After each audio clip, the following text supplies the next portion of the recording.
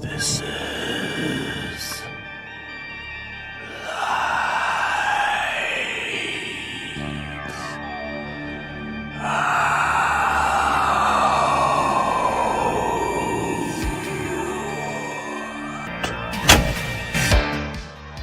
Yes, sir, history is being made. You have just tuned in to the Rock and Wrestling Connection right here on MTV. I see him pin me! No! All they saw is a piece of crap! That's all they saw, man! The name is Mr. T.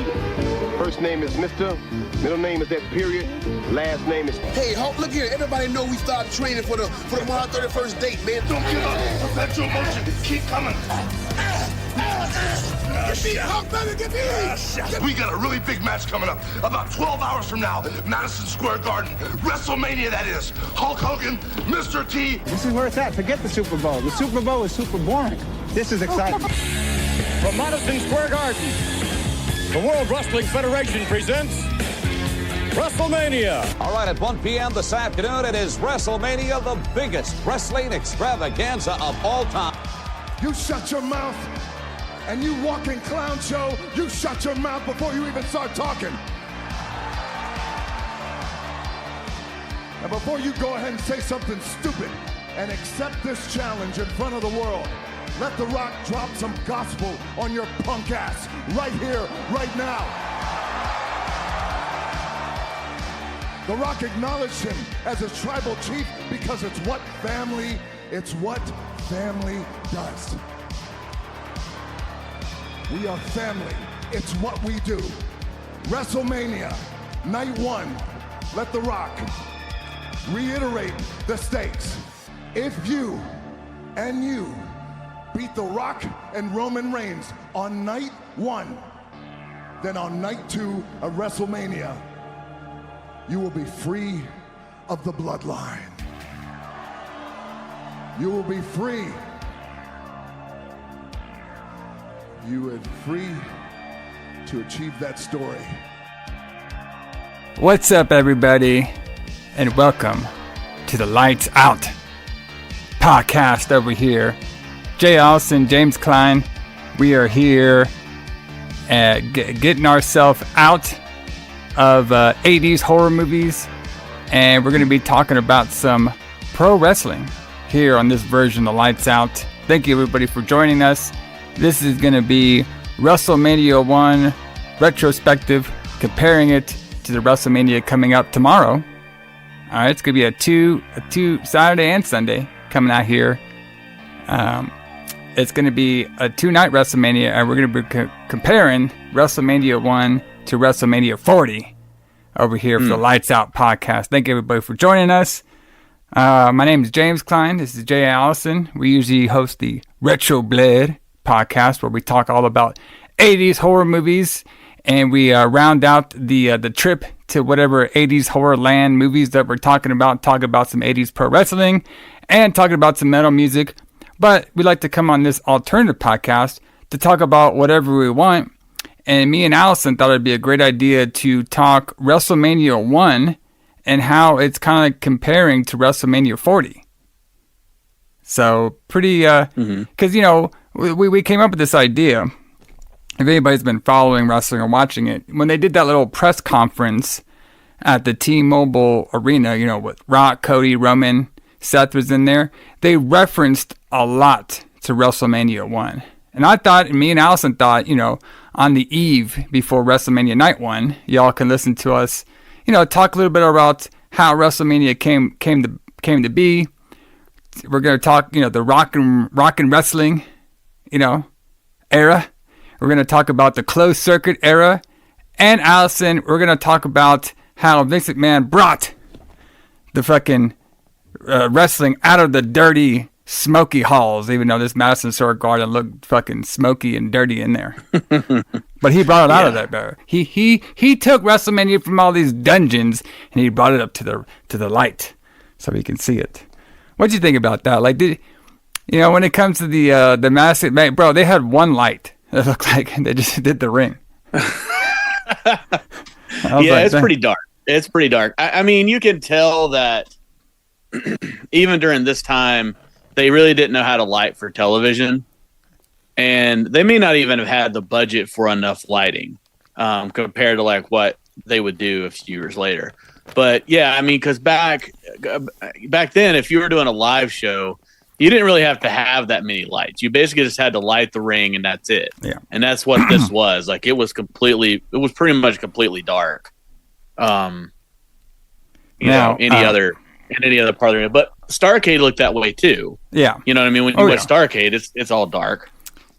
Yeah, we're definitely gonna talk a little about Starrcade because, you know, I guess we can start it off right here. Is, you know, the foundation of WrestleMania in a lot of, like, you know, Vince McMahon and, you know, higher ups at the times, you know, they basically wanted to capitalize on the WWF's popularity at the time because there was a lot of, like, you know, MTV was very popular. Like, we talk about MTV all the time when it comes to Retro Blood just because of how popular the station was, especially for, like, younger fans, you know, because they would show music videos. You know, it's just very high in pop culture. And there seemed to be, like, this good mix between pro wrestling, especially WWF, and the MTV era. And I think a lot of it also, too, they wanted to capitalize on Cyndi Lauper as well, because she was a huge star at this particular time, and she was coming in and doing a lot of appearances, and they kind of wanted to capture, you know, a lot of these celebrities liking wrestling, and, you know, they wanted to create like a Super Bowl event for wrestling. But, you know, what I want to ask you about this, Alison. You know, I think they did want to make like a Super Bowl for wrestling, but I also think that they wanted to take the Starrcade idea and make it, you know, more, you know, bigger, you know, more celebrity, more in the public's eye, like in the wider audience eye. That's what WrestleMania looks like to me. Well, what do you think about the actual concept of a WrestleMania? Well, okay, so there's a bunch of questions in that question that I feel like you're asking me. So I don't know that Vince wanted to make it like Starrcade, because Starrcade was still a pretty regional thing. Although you could watch it all over the country, but it was still fairly a regional thing in 1985. Like, Crockett wouldn't really take off until later that year, to where they were like going to Chicago and places like that. But I think that, well, okay. So it's hard for me to answer that question because I didn't really watch wrestling in the territory days, only in the very end of it. Because really, WrestleMania 1 is the end of the territories. They hadn't ended yet, but that was the thing that started their end. And if I were, say, 10 or 20 years older than I am now, I might think that WrestleMania sucked because it kind of destroyed the territories. I mean, it took all those wrestlers away from the AWA. It took a lot of wrestlers away from Mid-Atlantic, and put them all into one team. But for being the age that I am, being the kid that I was when this happened, I thought it was pretty amazing that wrestling was all over the country now. Like, I could see Hulk Hogan when before I could only hear about Hulk Hogan because wrestling was regional. And like you were saying about the MTV thing, I think that was a very fortuitous thing for Vince McMahon, and he was very lucky to be able to do that. And I think that that's what made WrestleMania work. If you know what, if you're following me on that. Yeah, I mean the synergy, so they like to say, between, you know, WWF wrestling and MTV was pretty good. Like, they were mixing very well. And I think like who actually needs to like get a lot of credit that doesn't is actually the Lou Albano. How do we say it? Lou Albano? Albano. Lou Albano, yeah. Because he was the guy who was like the link between Cyndi Lauper and her coming in to the Wrestling Federation, WWF, I believe. Well, I know that he played her father in a music video. Yes. But I don't know if that video came out before her connection with the WWF or not. I'm pretty sure it did, because I remember her like coming to a couple events before WrestleMania even happened, And then, you know, obviously they would promote her to be more, you know, with the Wendy Richter facing Moolah and stuff coming off to that too. Because I think when she first came in, she was like being accompanied by Lou Albano and kind of coming that way. But yeah, I mean, it's just a very interesting concept, and it's very interesting to see how this actually came together. You know, a lot of stories were, you know, how WrestleMania got funded.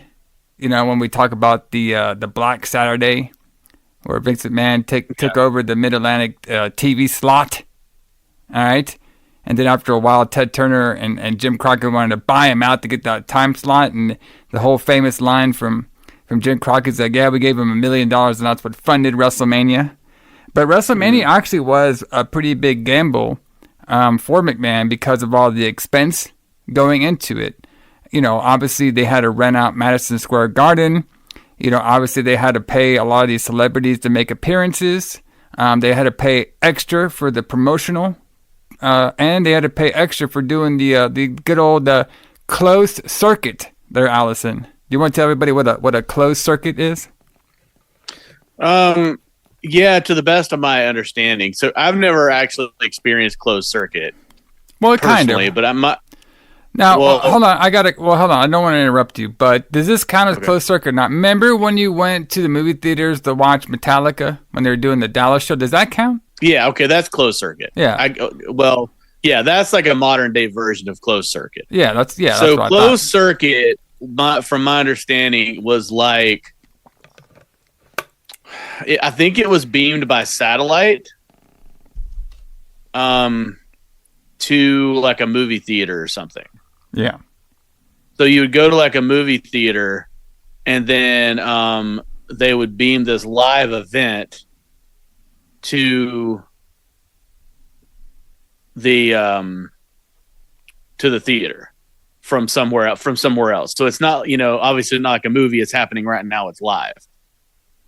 And that's how a lot of wrestling was viewed. Like you could close circuit, like closed circuit wrestling was not unheard of when WrestleMania did it. I mean, Starrcade did closed circuit wrestling. In fact, if I'm not mistaken, that big Starrcade that shut down Greensboro, I mean, before the one we went to like a month ago that shut down Greensboro, the original one that shut down Greensboro. Oh yeah. My understanding was they sold out Madison Square Garden. They sold out Greensboro Coliseum, and then in the building next door, they sold that out with people watching it on closed circuit, and just in the building next door to it. So basically you would buy a ticket like a movie ticket, and then you would go watch this live event on a movie screen that was beamed by satellite. Well, kind of. Like, so I'm reading about what the closed circuit actually kind of is. It's also known as video surveillance. So is the use of video cameras to transmit a signal to a specific place on a limited set of monitors. It differs from broadcast television in that the signal is not openly transmitted, though it may employ point-to-point, point-to-multiple point, or mesh wired or wireless links. Even though almost all Go ahead. I was going to say, yeah, that's literally what it is. Like, that's how it technically works. But yeah, so closed circuit would be like I'm sending a video signal from this camera to one screen to one specific place. Not I'm broadcasting it in the air. Yeah. So the difference between closed circuit and not closed circuit would be broadcast television. So you just put it in the air and then people pick it up on an antenna and on a TV antenna and watch it. Whereas closed circuit, you send it to one specific place. So yeah, I mean, what you're saying is right, but for the purposes of what they use closed circuit for, it was just like you bought a movie ticket and then you went and watched the live event. And apparently at this particular time when WrestleMania was going on, which the date was March 31st, 1985. Yep. A couple months before your truly was born. Apparently, it was was seen over by 1 million viewers through the closed circuit television, making it the largest wrestling event on closed circuit television in the United States at the time. And apparently, they had a little technical glitch that I remember hearing about ending the closed circuit broadcast early in the showings at the Civic Arena in Pittsburgh, Pennsylvania on that end. But yeah, I mean, it's a very interesting concept. Obviously now, 40 years later, brother, I mean, technology is way more advanced than it was in 1985. So, hell, you can watch WrestleMania on your phone now if you wanted to. Like, you could literally just be on a beach. Yeah. As long as the beach has good Wi-Fi or cell phone signal, you can watch WrestleMania pretty much anywhere you want. It's pretty interesting, you can only watch this particular event by going to this one place at this one location at this one time. Compared to now, I can go and watch WrestleMania night 1 or 2 whenever I feel like it. Well, kind of. Peacock doesn't really let you like watch. Like, you can't, I can't, if WrestleMania is going on at 7 o'clock and I don't watch it until 9, I can't go back until the whole event's done, which kind of sucks about Peacock at this time. But, it's a lot better than, I need to be at the North Carolina Civic Coliseum Theater, all right, to go watch WrestleMania 40, and, I got to get there on time and make sure it was not sold out. So, it's a lot more like advanced. AEW still does that. Like, they still have like you can watch AEW pay-per-views in movie theaters in some places, which is kind of like a throwback closed circuit thing in a way. Well, that's kind of cool. Like, I always liked going to when I was watching some wrestling around like 2012 or 13, I believe it was. There was like this local bar I would go to that would show the wrestling pay-per-views.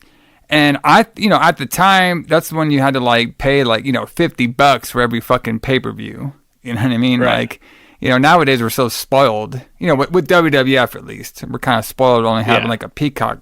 We still buy the AEW pay-per-views, and it's better to split it, like we do. But, back then, like, you had to pay $50. You have nobody to split it with. It's, you were only pick and choose. But if you had your local bar, they might charge you like $10. You not only go in there, but then you can have like a nice beer, have some, eat some food with them, hang out with the wrestling fans there. So, there's I think, that part's a little lost, with having, wrestling, at events or like watching, going to bars and watching and stuff. But I think they still do that at some places. Some places still, you can go watch. Like, I'm pretty sure you can go to Hogan's Beach and watch WrestleMania, if you wanted to. Yeah, well, you go to the restaurant. Yeah. The restaurant, yeah. Whatever the restaurant was called. But, yeah, I mean, like, I remember that, too, like, around... But, yeah, I mean, like, that's how wrestling was when I got back into it. Like, in 98, 99, like, I would just go over to my friend's house, and there'd be, like, 5 of us or 4 of us or whatever, and we'd just split it 4 or 5 ways. Yep. But the pay-per-views weren't that expensive then, but then people made less money. So I'm pretty sure that WWE pay-per-views in 1999 were $30, and I think ECW was like $20. Yeah, because I remember right. But I remember them being like $30 now. In ECW now, WrestleMania is what, like $60 probably if you buy it on pay-per-view. Oh yeah, I mean, if they even have it on pay-per-view anymore, it'd be $60 probably, plus like fees and shit. Probably be close to $70. Yeah, like, shit. And and that's the biggest show of the year. But you would split that 5 ways with your friends. Whereas when people, because I remember when AEW first came back or first came out, and people were like wanting to actually buy the pay-per-views instead of getting them like off Pirate Bay or something. I remember like people online complaining about the cost of pay-per-views being $50, which, I mean, that's not cheap, but and then I remember Lance Storm tweeting about people complaining about the cost of pay-per-views. And he was saying, well, the way you used to do it was you'd have friends and you would invite them over and then you would split the cost. Yeah. But like, people forget that shit. Because like, there's no socialness anymore. There's a reason, because during, the WrestleMania, I forgot what WrestleMania was, but it was like WrestleMania something 24 maybe, something like that. Well, whenever they started the WWE Network, when everything went to $9.99, once WrestleMania went to $9.99, all these pay-per-views were just $9.99 a month. We did that for so long. I mean, it had to be like over a decade we were playing that. until AEW comes along, and this is a hot wrestling promotion, and now you got to like have people pay $50. A lot of people were new to that, at the time. That's true. You're right. You're right. Because you paid $9.99 for every pay-per-view. Unless you were I'm pretty sure TNA pay-per-views weren't that much. You know what I mean, brother? Right? So no, they couldn't have been, right? Yeah, and like, New Japan at the time, they barely had any kind of like pay-per-view in the United States. I do remember purchasing a WrestleMania, Wrestle Kingdom. I think it's that one. It was the one where AJ Styles and Nakamura were leaving, it was the year before that. All right, and I remember they started to do pay-per-view circuits. But yeah, for a long time, pro wrestling, once WWF was out of the pay-per-view business, I mean, the only thing that I remember paying for is the occasional MMA fights, and that was kind of like that. Kind of took over the let's go hang out with friends, let's go to the bar, you know what I mean, and watch the big MMA fights. So when AEW come and it's like a different, highly promoted wrestling territory, everybody had to get used to pushing out more of the wallet for the wrestling. So yeah, it's pretty interesting how that happened. But talking more about the WrestleMania, yes. I did like. So the first WrestleMania obviously was in Madison Square Garden, which is like pretty much like the home base for the WWE. It's been the home base for like years and years and years. Like even when it was the Worldwide Wrestling Federation, I mean, half their big events all came from Madison Square Garden. I mean, like they were selling out Madison Square Garden, way before this WrestleMania was even thought of, with Bruno Sammartino. Oh yeah, like all this stuff.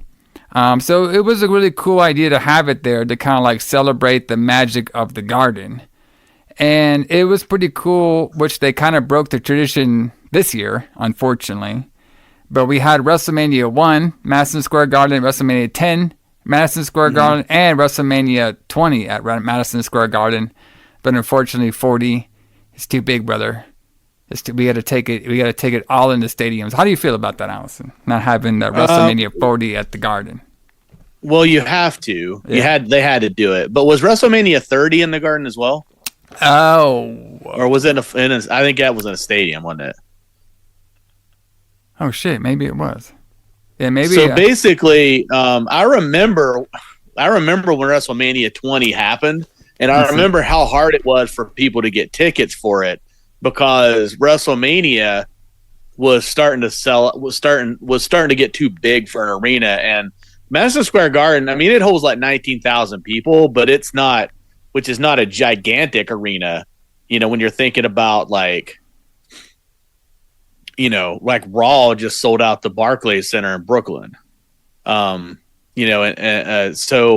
that's just not enough seats for an event big. So they had to move to stadiums. They just had to. Yeah, and they did that. They broke the tradition in WrestleMania 30, which I totally forgot about. That was the old Superdome. Where Hulk Hogan fucked up the name. The Silver Dome. Yeah. He called it the Silver Dome. That was great. That was fantastic. Yeah. Yeah. We'll get the Hulk. He went back to WrestleMania 3. Yeah. Come on, brother. What do you expect? All right. So yeah, I mean, it made sense, because I think it was right after the Chicago WrestleMania. They decided to go to stadiums, and I think that's the right choice for a big event like WrestleMania. You're gonna need the bigger arenas for it. Even though, I myself, I like going to the regular size arenas when they're jam packed out. Yes. It's just a better atmosphere because me and you could say that both because we go to a lot of wrestling events. Comparing, so when we went to the Royal Rumble this year, I mean, it was great looking in there. The arena looked great. There's a sea of people everywhere. You know what I mean? You got screens and everything. And, people coming out. It was loud in there. You know what I mean? But you can barely, unless you're like super up close, you can't really see that much. But I thought we could see pretty good. Yeah. I would have just liked to have been on the other side of the WrestleMania sign. Yeah, that was my only real complaint. Yeah.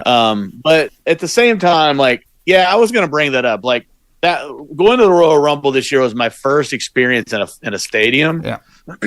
And I don't think I would do it again. Like I would do I would do it for a show I haven't seen. Yeah. Like if you wanted to go to WrestleMania, I would do it obviously in a stadium. Yeah. But I don't think I would go to the Royal Rumble again unless it was like super convenient, because it just isn't that fun in a way. Yeah. I mean, it is, but it's not. It's just like you're so Exactly. disconnected from it. You're so disconnected from it. Yeah. It just it's kind of like seeing a concert. Okay. Yes. So when you go to see your favorite band or something like that, what would you rather see the band? Up close and personal, where you can hear everything, you can kind of feel the crowd and everything, or would you go to some super giant, outdoor stadium thing where you can hear them from a mile in distance away? You know what I mean? Unless you want to spend like $50,000 to get a front row ticket. It just kind of like that thing. It just everybody's preference. I have always liked the more intimate locations, but I understand, like you were saying, Alison, too, that for bigger events and bigger bands, bigger events, obviously it just makes sense to have some of the bigger venues for that. But I know exactly. a lot of the wrestling performers, they also do prefer the smaller arenas, just because obviously wrestling is really big when you feed off the crowd, and a lot of times when you're doing those big arenas, you can't hear the crowd too much. It kind of all the sound goes up, so sometimes they think they're just out there like getting shit on when it's actually a great match. So it's always a fun thing. So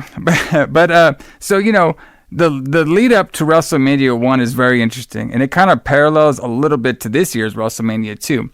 So the big match for WrestleMania 1 was a grudge match between Rowdy Piper, all right, and we had Rowdy Piper with his friend, or I guess it was a manager. It was Bob Orton, all right, and we had his tag team partner is Paul Orndorff. And they were going up against Hulk Hogan and a celebrity, the A-Team man himself at this time, Mr. T. All right. Yes. So, go ahead. I was going to say that was another fortuitous thing for Vince McMahon, was that Mr. T was one of the most famous people on the planet at this time, playing B.A. Baracus in the A-Team.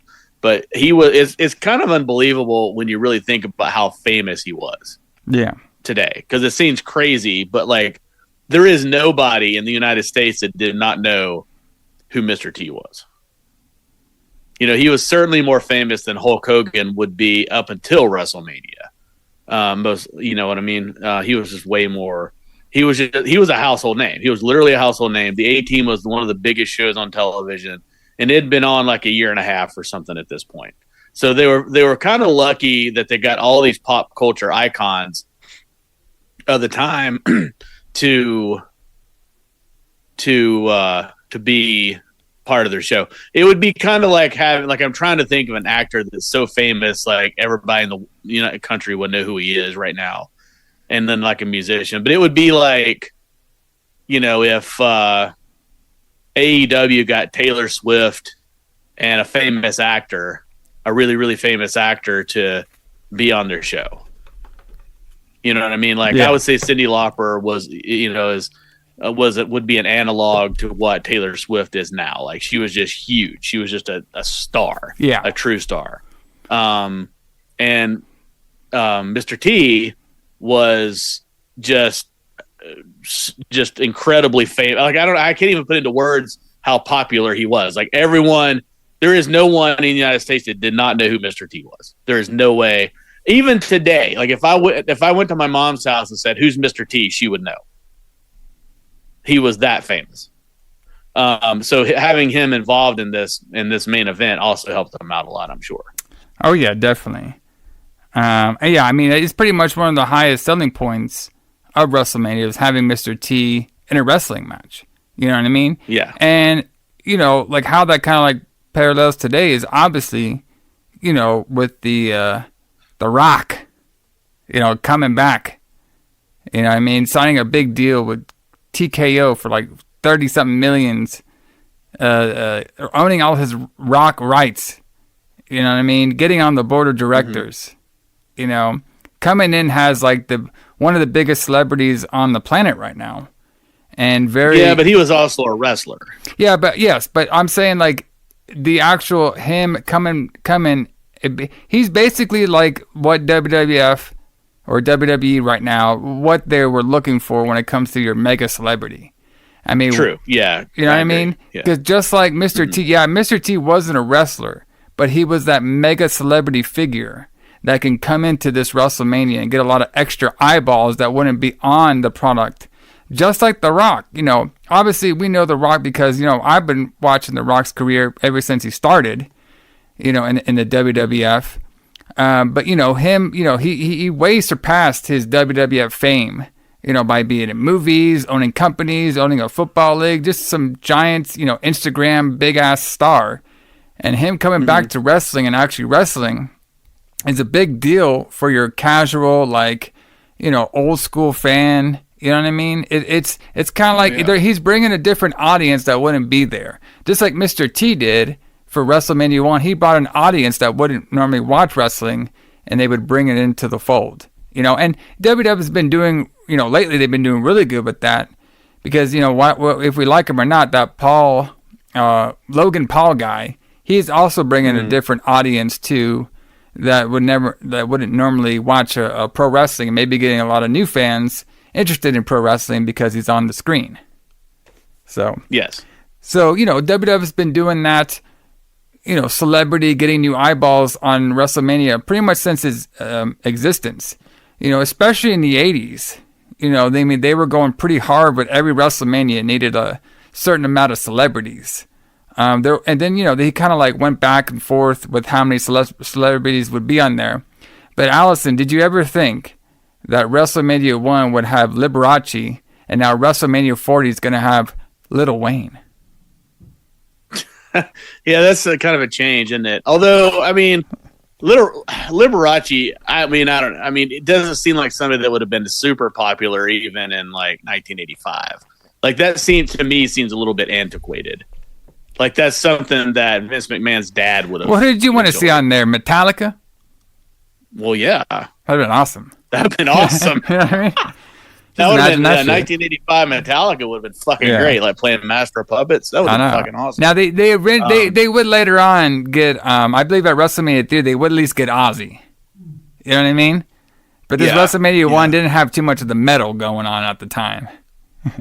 But I think that Liberace was picked because he's kind of an icon. Yeah. You know, at that time, he was somebody that was like super famous, like Frank Sinatra, but they probably couldn't afford Frank Sinatra. And also, Billy Martin was there, which was strange. The Yankee Billy Martin, who was famous. He was famous, and I'm sure like he was brought there because they were in New York. Which is going to happen this year too for WrestleMania. You know, there's going to be a lot of like football players or different artists. Whoever lives in Philadelphia that has a big name, I'm pretty sure they'll be on camera for a little bit. Well, yeah, we're going to have Meek Mill and Lil Wayne. Oh, well, I heard Meek Mill's only doing like a video thing. Oh, so he's not actually there? Yeah, I'm not sure he's going to be. I don't know. I don't think he's going to be perform. I heard he's just going to do some video package at the beginning. But, you know, I could be wrong. Okay. But I know Lil Wayne is going to be performing because he said he's going to be performing his new song. I haven't heard Lil Wayne in like 10 years, so that should be pretty interesting. I forgot he was even a thing. When I saw him, I was like, oh, shit. That's right. He's like still like out there. That's crazy. I thought that whole angle was pretty funny because he was just like, because on Raw, they just made it sound like he was like, or seem like he was just randomly sitting on a road case in the back. Well, yeah, that's what you do when you're a celebrity. You just show on up and you just sit on this case and wait for somebody to walk by. It's not like he, right? It's not like he was watching the show on a monitor or hanging out in catering with wrestlers or anything. He was just sitting on a road case in the back, waiting on somebody to walk by and ask him to show up at WrestleMania. Yeah, and then then he had a perfect product placement. It was going to say his new song there. I mean, come on, brother. Well, I think I will go to WrestleMania. Yeah. It just so happens that I have a new single that I'm ready to perform on this show. Yeah, thanks for inviting me. I'm glad somebody showed up here. You know, I was getting paid and everything, but I was sitting here for like 3 hours. I didn't know what I was going to do. I'm glad somebody invited me to this thing. So, but like, you know, like the celebrity involvement's always been good. You know, I think there's been some good celebrities in WrestleMania. There's been some like, why are they even here? You know, kind of celebrities. But the WrestleMania 1, I thought they did a pretty good job with their celebrities. It made the celebrities there just like they were just there, like, you know, having fun and stuff in the crowd and everything. You know, obviously one of the biggest celebrities that they have is a man who's going into this year's Hall of Fame, WWE Hall of Fame, that is, and that's going to be one Muhammad Ali. He was there as the special guest enforcer referee. Yeah. For the contest. And which makes sense because he was super popular. Oh yeah, like he was super famous too. Yeah, I mean, and they, you know, which is very interesting about, you know, Muhammad Ali and having him at this first WrestleMania is how the WWF and later WrestleManias would try to like replicate that. You know, and the biggest one that comes to me is, you know, when they brought Mike Tyson in for WrestleMania 14. You know what I mean? How big of a deal that was at the particular time for the WWF in early 98 is bringing Mike Tyson in, who was a megastar at the time, just like Muhammad Ali was in 1985, a big megastar at the time, and kind of like mixing the both of the worlds. And it just so happened, all right, that both of these boxers, Mike Tyson and Muhammad Ali, were big wrestling fans. Muhammad Ali was even in a wrestling match. Remember he did that match with Inoki? Yes. Where he almost fucking lost his legs. Yeah, when Inoki started shooting on him. Yeah. So it was very interesting with that. But let me read some of this over here. I thought this is actually pretty cool. So this is the build to the main event of how we kind of got here for the Mr. T and Hulk Hogan versus Paul Orndorff and Rowdy Piper. And I think some of this actually kind of parallels to the main event we're getting this year of night one, that is, Roman Reigns and The Rock versus Cody and Seth Rollins, you know, in a way. All right, so in the months leading up to the first WrestleMania, Rowdy Piper began a talk show segment on his WWF television, you know, Piper's Pit. On the episode, you know, obviously he did that famous angle where he hit Jimmy Snuka over the head with a coconut, leading to a feud between the two men, which we would see Jimmy Snuka in the corner of Hulk Hogan and Mr. T at this WrestleMania. As part of the storyline, Piper recruited Cowboy Bob Orton, which is crazy because that's the dad of Randy Orton, who is going to be at this year's WrestleMania in a triple threat versus a celebrity / new wrestler Logan Paul and Kevin Owens. So some more tie-in to the first WrestleMania. So on an episode of Piper's Pit, Piper spoke out against the Rock and Wrestling connection. Okay, so he's talking some shit. He was like, I don't want to see all that pop wrestling crap on there, but I want some metal. You know what I mean? I want all these fucking pop guys on there. I want some real shit. That's what I imagine Roddy Piper saying.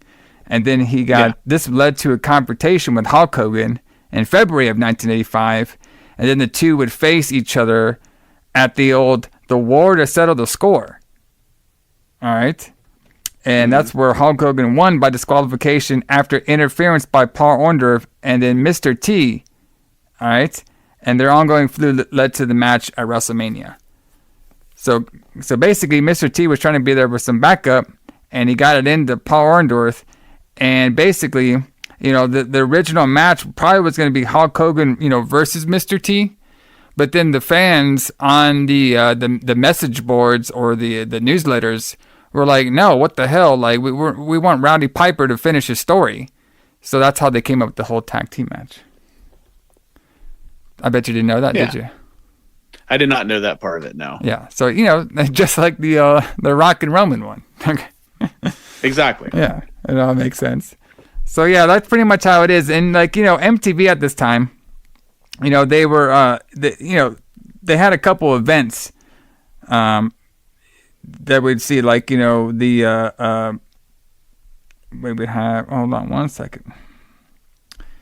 I had it over here. Okay, here we go. So for the first WrestleMania and stuff, obviously this wasn't the first time. What I'm trying to say over here, this wasn't the first time that MTV did a cross promotion with the WWF. So it wasn't like WrestleMania was like their first cross promotion thing. MTV actually did a couple specials before WrestleMania even happened, and one of them was the Brawl to End It All that aired on July 23rd, 1984. And from Madison Square Garden, and the matches were shown on MTV, and this is the one that had Wendy Richter align with Cyndi Lauper, and they defeated the Fabulous Muda, backed by Lil Albano to win the WWF Women's Championship on that card, and the one that we just talked about, the War to Settle the Score, which aired on February 18th, 1985. All right, so this so we were already, like I said, we already kind of established that MTV was in bed, with the WWF. So yeah, that's why it makes the man's like, okay, well, why don't we capitalize on these two big specials we had, and why don't we bring a lot more, celebrity involvement and make it more of a big spectacle? And that's where WrestleMania was going to be formed. And do you know what one of the original WrestleMania names are supposed to be? No, what was it originally called? Colossal Tussle. Oh, wow. Colossal Tussle. Could you just imagine if they'd kept that and we'd be watching Colossal Tussle 40? Yeah, Colossal Tussle 40, brother, night one. All right, let's get it there. Where was Pat Patterson? I mean, he always has great names for things. He may even come up with the WrestleMania name, but no. He came up with the Royal Rumble name, which is brilliant. I believe it was Howard Finkel was the one who came up with WrestleMania. Really? Yeah, because he took Beatlemania. That's how Beatlemania, and he's like, well, why don't we just call it WrestleMania? So that's how he came up with the whole gimmick of WrestleMania. So yeah, that was pretty interesting. So that kind of like leading us up, obviously this year's WrestleMania with the, Cody and Seth, and it's very interesting about this year's WrestleMania is like the constant changes that we got from Royal Rumble all the way to what we're going to be seeing tomorrow night. Like we had just a lot of things had to change the plans. Obviously we had The Rock coming out, said he's going to sit at the head of the table. So he's putting a little bit of, emphasis that he wants to match with Roman Reigns.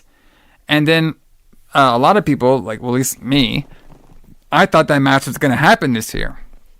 Because, it's The Rock, man. Like, the guy's like 52, something like that. He hasn't wrestled in like over 10 years. I believe it wasn't even, probably even more than 10 years. Whatever that last match with John Cena was. And, what happened in that match, obviously he got injured and that pushed back movie production. And, according to The Rock, like, he's, big time right now, so he can make his own schedule. But, like, they were thinking about doing this Rock and Roman match even at last year's WrestleMania 39. Like, that was one of the plans they wanted to do.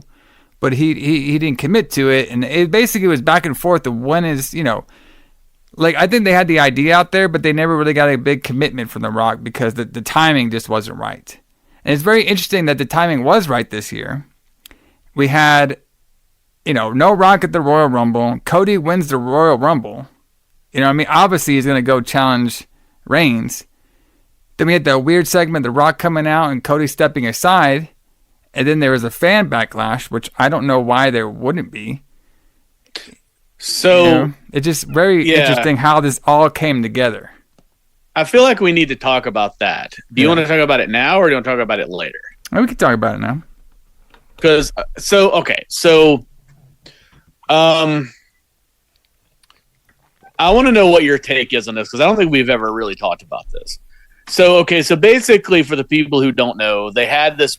So Cody won the Royal Rumble, which gives him the chance to pick whoever he wants. And he came out on SmackDown and essentially gave his match against Roman Reigns to The Rock. Because The Rock said he wanted a match against Roman. And then everybody on the internet, as they always do, was talking about how Cody looked sad and dejected because he gave his match up and He was doing it because he was told to by Triple H or whoever. And now they're like, oh, we want Cody, blah, blah, blah, blah, blah. And then even Cage Side Seats was like, I can't believe they took Cody's match away from him. Can you believe this is happening? I can't believe Cody lost his match. And then even after, all that happened, Cody even tweeted out on Twitter, or X, what do they call it now?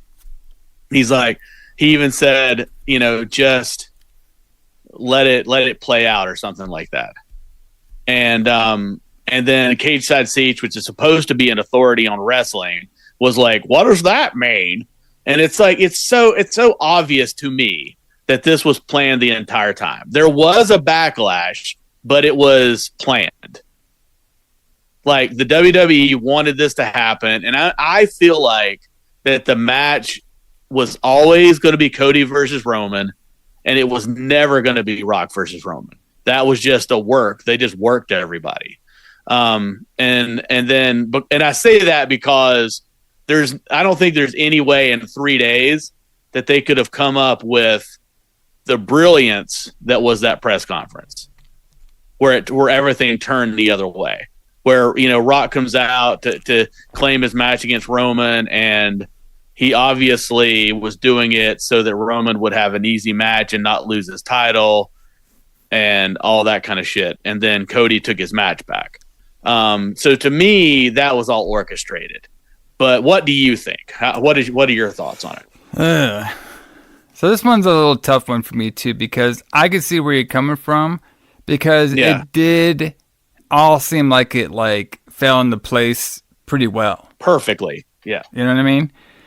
Yeah. But it's kind of weird. Like, I'm still kind of thinking, with that whole, it still doesn't really make a lot of sense of why Cody, would just give it up the spot and then, get it back.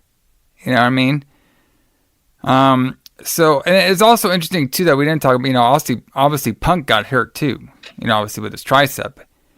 And, he factors into the match as well, because obviously he was going to have a big main event with Seth Rollins. Yeah. Because, without The Rock being there, I'm pretty sure, without The Rock being there, or with The Rock in a wrestling match, at least, I'm pretty sure night one would have been, Seth and Punk, and then it'd been Roman and Cody on night two. That all seemed to be pretty clear coming out of the Royal Rumble. But then we had, obviously we had Punk getting hurt, and then we had this whole Rock wanted to come back in and do a match with Roman. And then a lot of people are thinking okay, well, maybe it's going to be night one. It's going to be the big dream match between Roman and The Rock. And then that will lead us into night two, with Roman and Cody, But I still think they maybe could have done that. I'm glad they didn't. I'll get into that reason why. But I don't know. I think I'm not exactly sure. I would have to have them tell me if it ever comes out one of these days, because I'm pretty sure it will, because obviously the booking with this is very interesting. I can't basically what I can't tell is if they made the audience backlash, all right, or if the audience really did backlash. What I mean is, I feel it's kind of like the Daniel Bryan thing, with his lead up to WrestleMania 30, where they had Batista win the Royal Rumble, and they're going to have this Royal Rumble. There's going to have the WrestleMania match between Orton and Batista for the championship. And people are like, no, what the fuck are you doing? You got to add Bryan in there. The fans forced and willed Bryan to be in that match. All right. Mm-hmm. And WWE, they learned a lot from that. The whole Bryan thing, they're like, oh, wow, these fans, we can give them something, but they will force somebody in there that they really love. And right.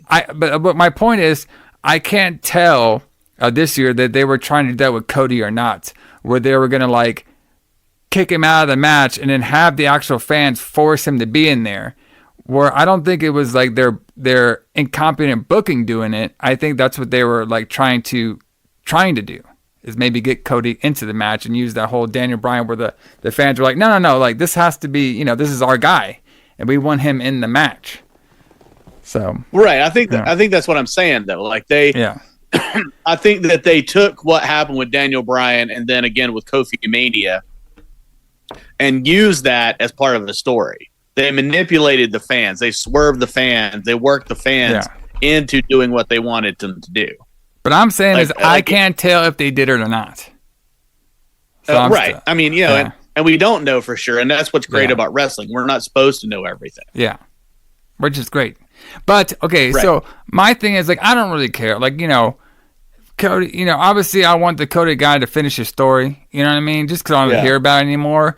And, it would be cool to see a real champion, on the, I like the world belt. I think the world belt actually looks cooler than the WWE belt.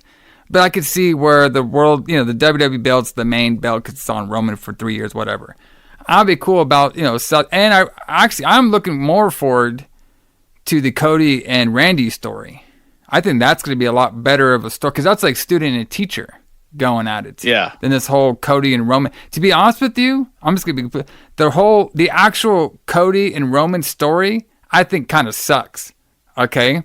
I just think that the build up to them, it's going to be a good match and obviously it's going to have a, hopefully a good ending. But I think the actual story between these two hasn't been explored too much because we got that final boss on here, brother, and he has been killing it. I mean, come on. This WrestleMania is all about The Rock. I mean, every segment that this guy is in, I mean, he's been killing it. This guy, he comes in there and he is taking control. And it's a little different than how Mr. T. It's not like Mr. T. You know what I mean? Came in that fucking WrestleMania 1 and just obviously a lot of people, I think they parallel in a similar way, but not a full way. They're similar because, a lot of people are going to WrestleMania, WrestleMania 1 and 40 to go see the mega celebrity. Like The Rock and Mr. T. That's why they're drawing the extra bucks, you know what I mean? They're drawing the attention. But, it's not like the WWF booking at the time. It's not like they're putting Mr. T he's out there fucking, whipping Piper around everywhere or something like that. Even though he's on screen, he did all that whole training with Hulk Hogan. They did a lot of vignettes together to show their training for WrestleMania. But this guy, Rock, I mean, he is coming on there. He's doing these great Instagram stories. He's out there whipping everybody's ass, coming out with some badass entrance, some badass, we got heel Rock, which is my favorite Rock. All right? Absolutely. I love the 2003. I remember that point. I was a huge wrestling fan. A lot of people weren't around that time, around 2003. And The Rock, when he came and did his Hollywood Rock, man, that because the whole Attitude Rock, I liked him and stuff, but obviously Austin was such a big character that it almost overshadowed a lot what Rock was doing. Even though The Rock was obviously is very, very, very entertaining, but this Hollywood Rock guy, when he came out there and did his concerts, he came out there and did all this little stuff. It just it was awesome. I loved it, and it was such for a short period of time. We got the Hollywood Rock. And then now we get this fucking new version of The Rock, this final boss / Hollywood Rock. I loved it. So, it's a really big selling point for a lot of people. But yeah, it's just very, very, very interesting, but like I'm saying, the actual, Cody and Roman stuff, it's to me, it was on the build, at least. It's a little bit more on the back burner, but I think they'll, obviously, we have night 1 and night 2, so I think a lot of stuff from night 1, which we'll get into towards the end of this show, I think a lot of stuff from night 1 is going to transfer to night 2, and I think the match will be just fine. So I agree. But let's go over some of the matches over here, brother. Let's go over the card of WrestleMania 1. And so what we're going to do is we're going to go over WrestleMania 1's card with all the finishes and some of the aftermath, and then towards the end, then me and Alison, we're going to give our predictions for WrestleMania 40, night 1 and night 2. But Alison, so the first half of this WrestleMania, I could not believe my eyes. Okay. So we turn on this shit. Okay, and of all people to sing us, what was it, America the Beautiful? What is it? Yeah, it was America the Beautiful. Yeah. Mean Gene Okerlund. Like they couldn't find anybody but Mean Gene Okerlund to do this. First of all, he's a singer? Where did that come from? Okay, I was like, what is going on here, brother? I could not believe my eye. I was like, wait, because later on, obviously they would have like the only one that Aretha Franklin, Boys to Men, all these like mega celebrity singers, and then our first one we have in this first WrestleMania, Mean Gene Okerlund, brother. That's like getting fucking, what's it? That's like what Pat McAfee out there singing the national anthem or something. That's what they should do this year. Yeah, they should have him out there singing it. So our commentary team was a really cool commentary team of Gorilla Monsoon and Jesse Ventura were our first commentary team on here. I always liked, I myself is, Gorilla's okay. I thought he's fine. But I've always been a big fan of Jesse Ventura's commentary. I thought he always did a really good job. Yeah. On the desk. He's great. Yeah. So, and we also had 2 backstage interview people on the set. We had Gene Okerlund, he would do the backstage ones, actually like in the backstage area. And then Lord Alfred Hayes would be like, so I actually kind of like how they did this. And I don't think they've done this before, like after this.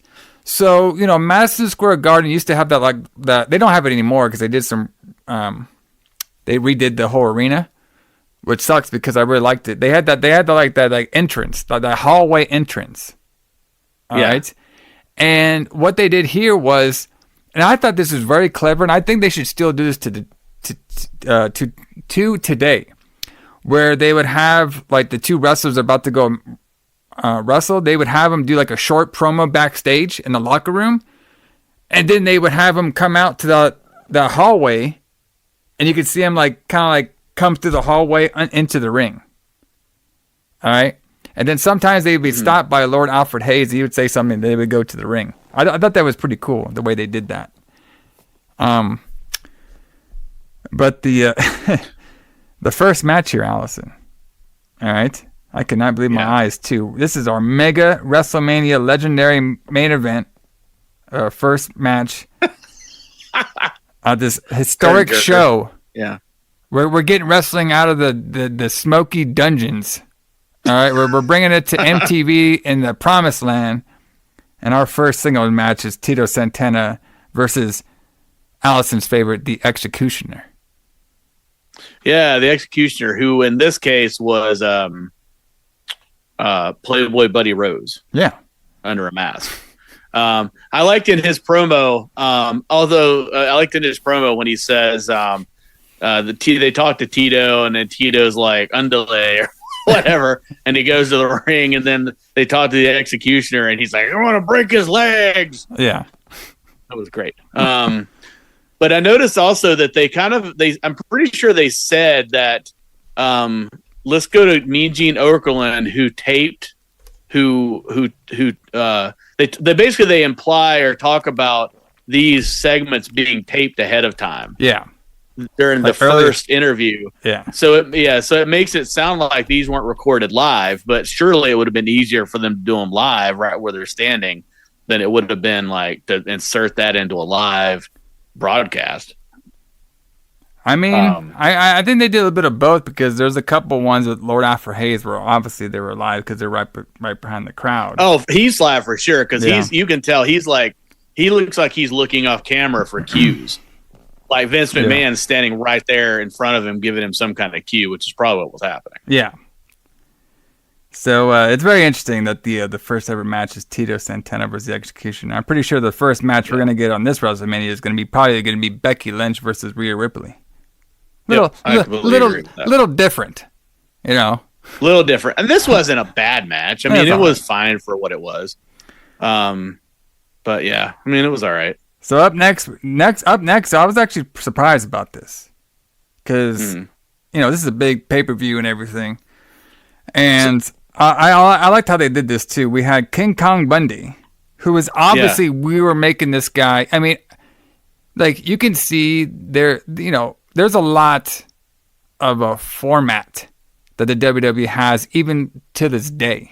You know what I mean? Is if you're a big, massive dude, you're at least gonna get a push.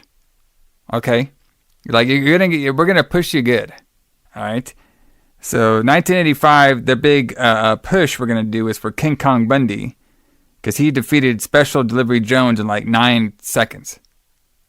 25 seconds. 25, yes. But yeah, he was brand new to WWF, and that's probably why that match only went that long, because he had debuted for the WWF like a week or two before this show happened. But before we go any further, I was going to ask you, how long has it been since you've actually watched this show? Oh, WrestleMania 1 until I watched, boy, probably like forever. Cause it's been a long time. Like, it's not my favorite WrestleMania. Like, it's some of it, like, okay, like when we go on the Retro Blood, you know, if anybody like listening to us, then we listen on there. You know, me and Alison, we're more of like the Crockett fans in the 80s, you know? Absolutely. Like, WWF was like, it just the style, it's cartoon wrestling, basically. Like, it's, the characters look cool, and there are really good wrestlers there. Like, you know, probably some of, you know, Macho Man and stuff. Like, you know, we would see more of the wrestling style when it comes to them. But, you know, a lot of the actual WWF shows are just kind of like just not my style in this golden era. Because I didn't, you know, I wasn't a lot of people, I think, like, you know, who were like kids during this era. You know, they grew up on it, so they loved, you know, they look back fondly on it. But I didn't really grow up during this era. So when I'm watching it, it's like I like certain parts of the WWF, but I was more of an in-ring. I was more of the Crockett guy. So yeah, like, I mean, I probably haven't watched this probably like just for a million years. Okay. So it was very interesting when I was actually watching this. Yeah, I haven't seen it in decades. I mean, many, many years. So like a lot of this stuff was surprising to me. But, you know, the King Kong Bundy thing, that made sense to me because, you know, WrestleMania 2 would have Bundy versus Hulk in the cage. So, you know, him winning in this fashion, like, totally made sense to me because, you know, since I've been watching WWF for so long, you know, obviously if we bring in some new big dude, you know, they did the same thing with King Kong Bundy. They did the same thing with Vader. You know, you name it. Any big dude that comes into the territory, brother, they're going to get a push right away.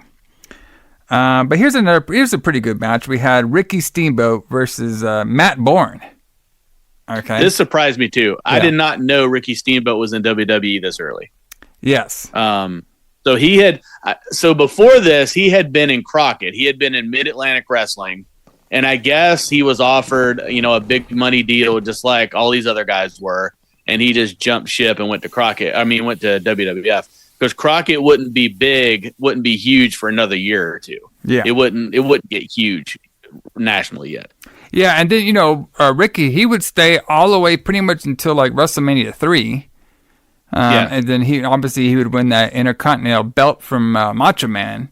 And then I think like he wanted to take some time off, but they didn't want him to do that, so that's eventually what he would leave to get more family time. That's why he would go back to Crockett, because, you know, he would get a little bit more family time. And it was close to home. Yeah, and then Matt Bourne, you know, obviously during this time he was there's actually a great Dark Side of the Ring about Matt Bourne. I recommend everybody checking that out too. But, you know, he was a really good wrestler at this time, and a big old tough dude. And of course, he would later be known as the evil Doink. Yeah, Doink the Clown. But I thought this match was pretty good, and I believe Ricky Steamboat. I believe he was on the first Starrcade too, so that's cool to have him on the first WrestleMania and the first Starrcades. That's really cool. Up next. Yep, but this was pretty good. So I was going to say this match was pretty good. I mean, anything of Ricky Steamboat's going to be good, but Matt Bourne was a good wrestler, and this was a good match at 4 minutes and 39 seconds. Yeah, this would be like our, I don't know what match, maybe like LA Knight versus AJ Styles, maybe? Maybe, sure. Kind of right there, but Ricky Steamboat, he won. Up next. Bro, I cannot believe this match. This was an interesting one. Yes. Brutus Beefcake, one of Alison's favorite wrestlers. All right? Mm-hmm. With Johnny Valiant. Yeah, the Disciple. Did you watch that Dark Side on a good old Beefcake? On Beefcake? No. Is it out yet? No, I haven't seen it yet. It's pretty good. The last one I watched is the Terry Gordy one. Oh, okay. I mean, the Beefcake, So, at this particular time, 1985, Beefcake, he was doing the old, his gimmick was, I guess he was supposed to be he basically looked like a male stripper. Okay. Well, that's what he was when he first appeared in WWE in 1984. Yeah. He was kind of implied that he was a male stripper. Yeah. So he wasn't the barber yet. Yeah, it wasn't a barber yet. That would come, later on. But the barber guy. Sorry. I can't believe they thought that was a good fucking gimmick, but whatever. Well, you know where Beefcake came from, right? Because he's a stripper. Yeah, and he had a big ass. Oh, okay. I learned that from the dark side because I thought Beefcake just mean he was big, like he's a big beef guy. But no, Beefcake came from him having a big ass. So the term beefcake is like an old antiquated term where people would, girls would call like a big attractive guy a beefcake. Oh, okay. Well, I'll gladly take that title. So that's like James the Beefcake Kline, brother. Exactly. Yeah. You know what I mean? Exactly. So, at this time, I don't remember him having like a manager, but I guess this Jimmy Valiant was like his manager, or Johnny Valiant. Sorry, Johnny Valiant. Yeah. Because I know, I think this is after he was in the tag team with the Greg Valentine. But go ahead. I was going to say, I'm pretty sure Johnny Valiant's in this because they needed a manager for Beefcake. Yeah. So they would have someone to go up against Bruno. Yeah, that makes sense. And because of matches against his son David. So I don't know about you, man, but when it talks about over people on the card, besides the people in the main event, there is nobody over in this crowd than Bruno Sammartino. Okay. Yeah, I mean, it's amazing. I was shocked at that. Although I don't know why I would have been, because he held the title for 11 years or something. Yeah, and he saw, obviously, before there was a Hulk Hogan, what I mean, big ass star.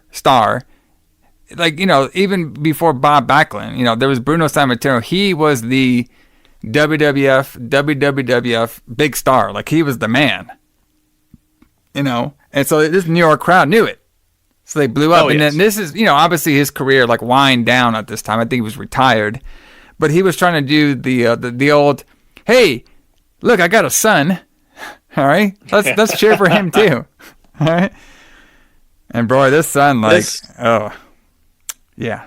This match went 11 minutes and 43 seconds. The second longest match on the card other than the main event. Yeah.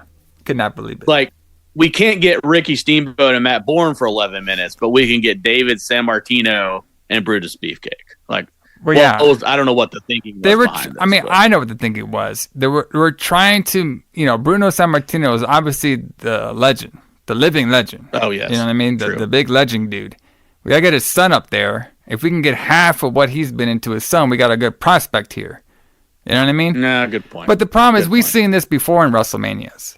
You know what I mean? I believe it was WrestleMania 13. Is it 12 or 13? Where the Rock, got helped by his dad, Rocky Johnson.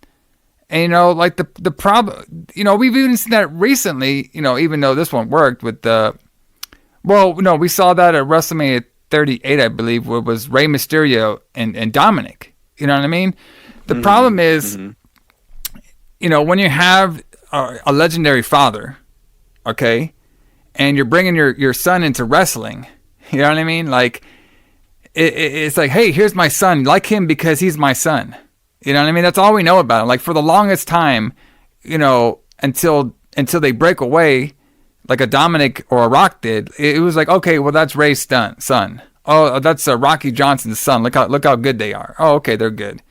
We don't really see these athletes or these sons expand or get over until the dad's out of the picture, basically. You know what I mean? Or they kind of that's true.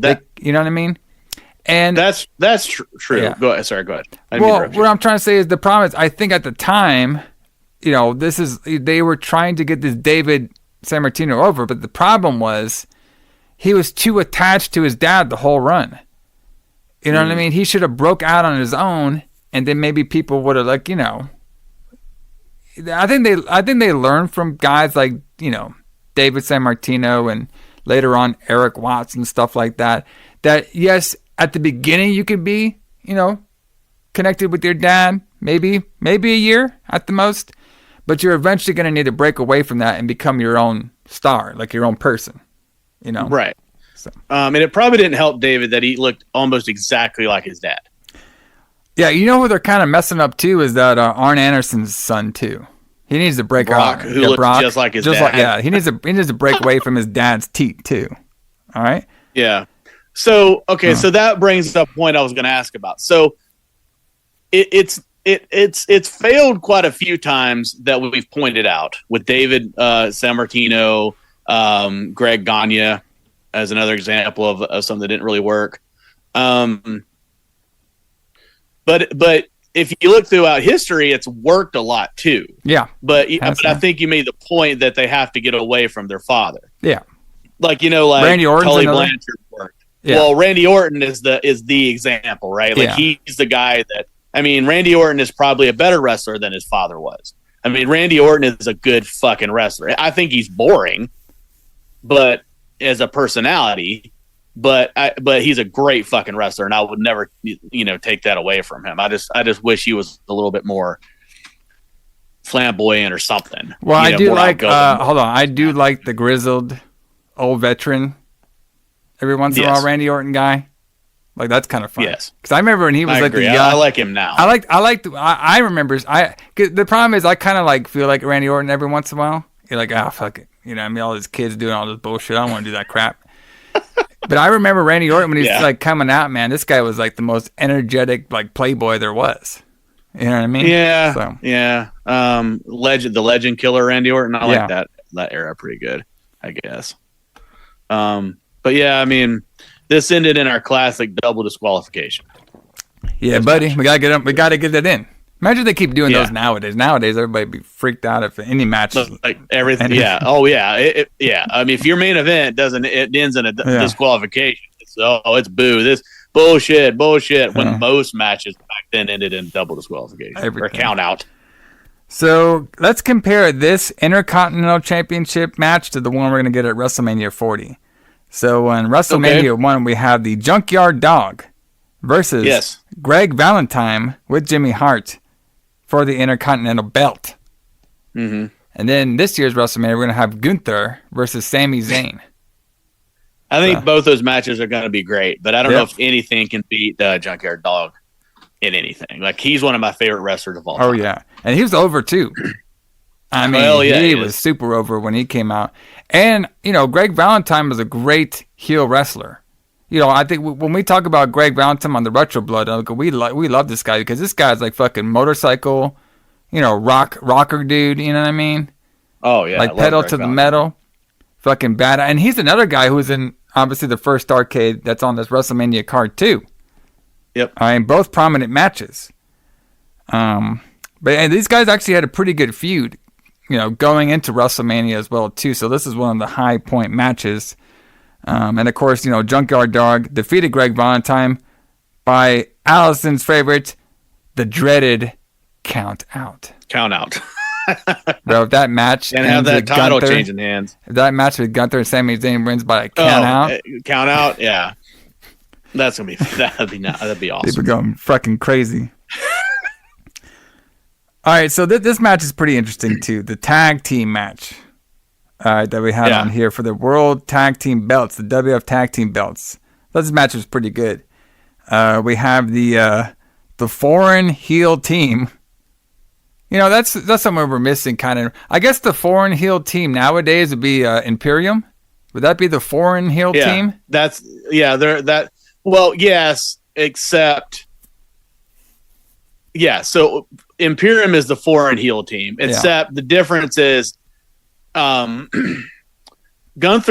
is one of those, he's the heel that tells the truth or whatever. Yeah. Like he's like everything, he's like, so like the Iron Sheik and Volkov, basically they're just like, up with Iran, down with America, and then everybody booed them. But like when when Gunther says something, he like the audience knows what he's saying is real. He's telling the truth. Like, when he's saying he's like, this ring is sacred to me, and I don't want you to to spoil it with your antics or whatever. He's like, that kind of thing. Yeah. So Gunther is way more respectable than Sheik and Volkov were during this era, when all you had to do was just say down with America, and then everybody spit on the ground, and then sing the spit on the ground, the Russian national anthem.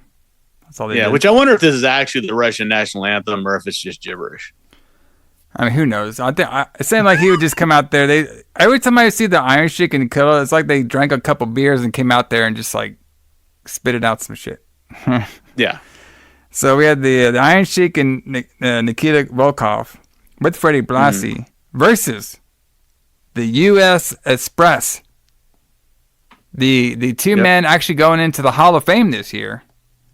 Barry Windham and Mike Rotunda.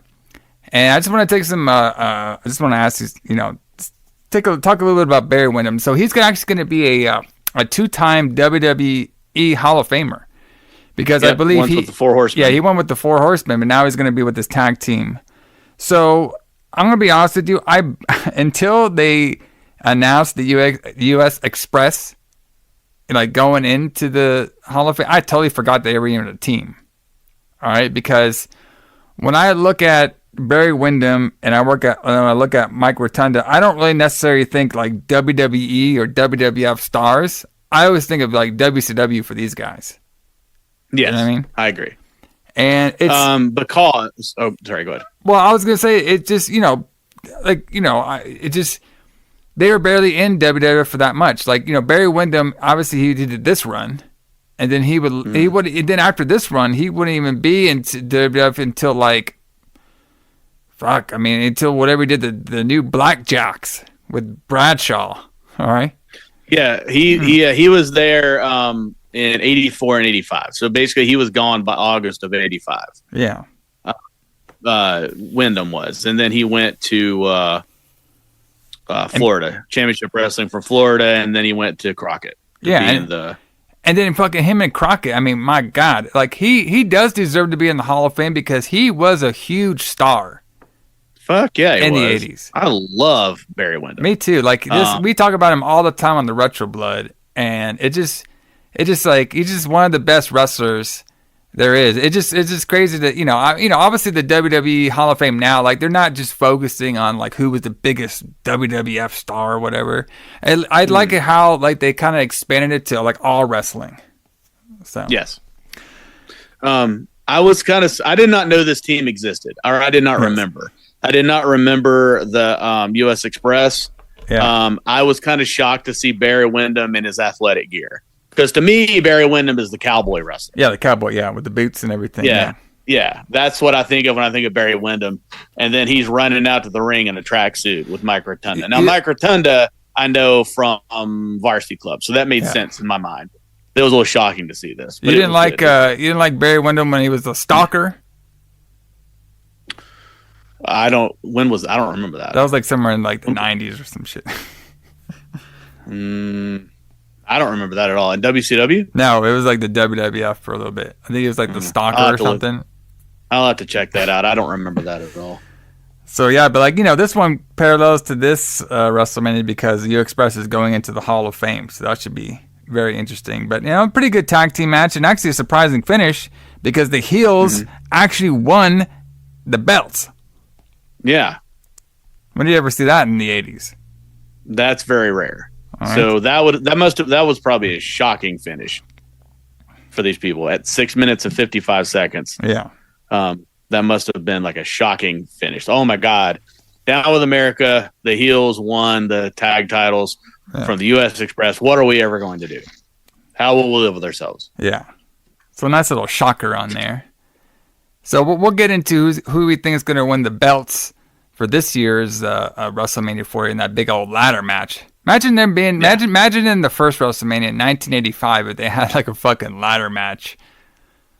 How the hell would Iron Sheik get up a ladder at all? Oh, he wouldn't have. Well, back then he was a little bit more mobile than he would become, but not with those boots, those big pointy curly boots. No, you can't climb a ladder now. It's crazy to think that WrestleMania 10 with the ladder match between Razor and Shawn, that's when we would start getting the more traditional ladder matches in WrestleMania. WrestleMania 10 was a very good WrestleMania. We had to do that one in long form sometime as well too, because that one is very interesting. And I think WrestleMania 10 also does a lot of parallels to this year's WrestleMania as well. But the next match is our big man match, or beef match of the night. I actually always liked this feud between these guys. I thought they mixed pretty well. We have Andre the Giant versus Big John Studd with Bobby Heenan in a career versus $15,000 body slam match. Yep. So you have to win by body slamming the other guy. Exactly. And during this whole build up, Big John Studd was basically saying there's no way Andre can slam me. You know what I mean? I'm the true big man of wrestling. And I'm thinking about this card. Like, I don't think we have like the big man match for like this card. Like, there's no Omos on the card. There's obviously no Lesnar on the card. We don't even have Solo on the card. I guess he kind of counts as a big man.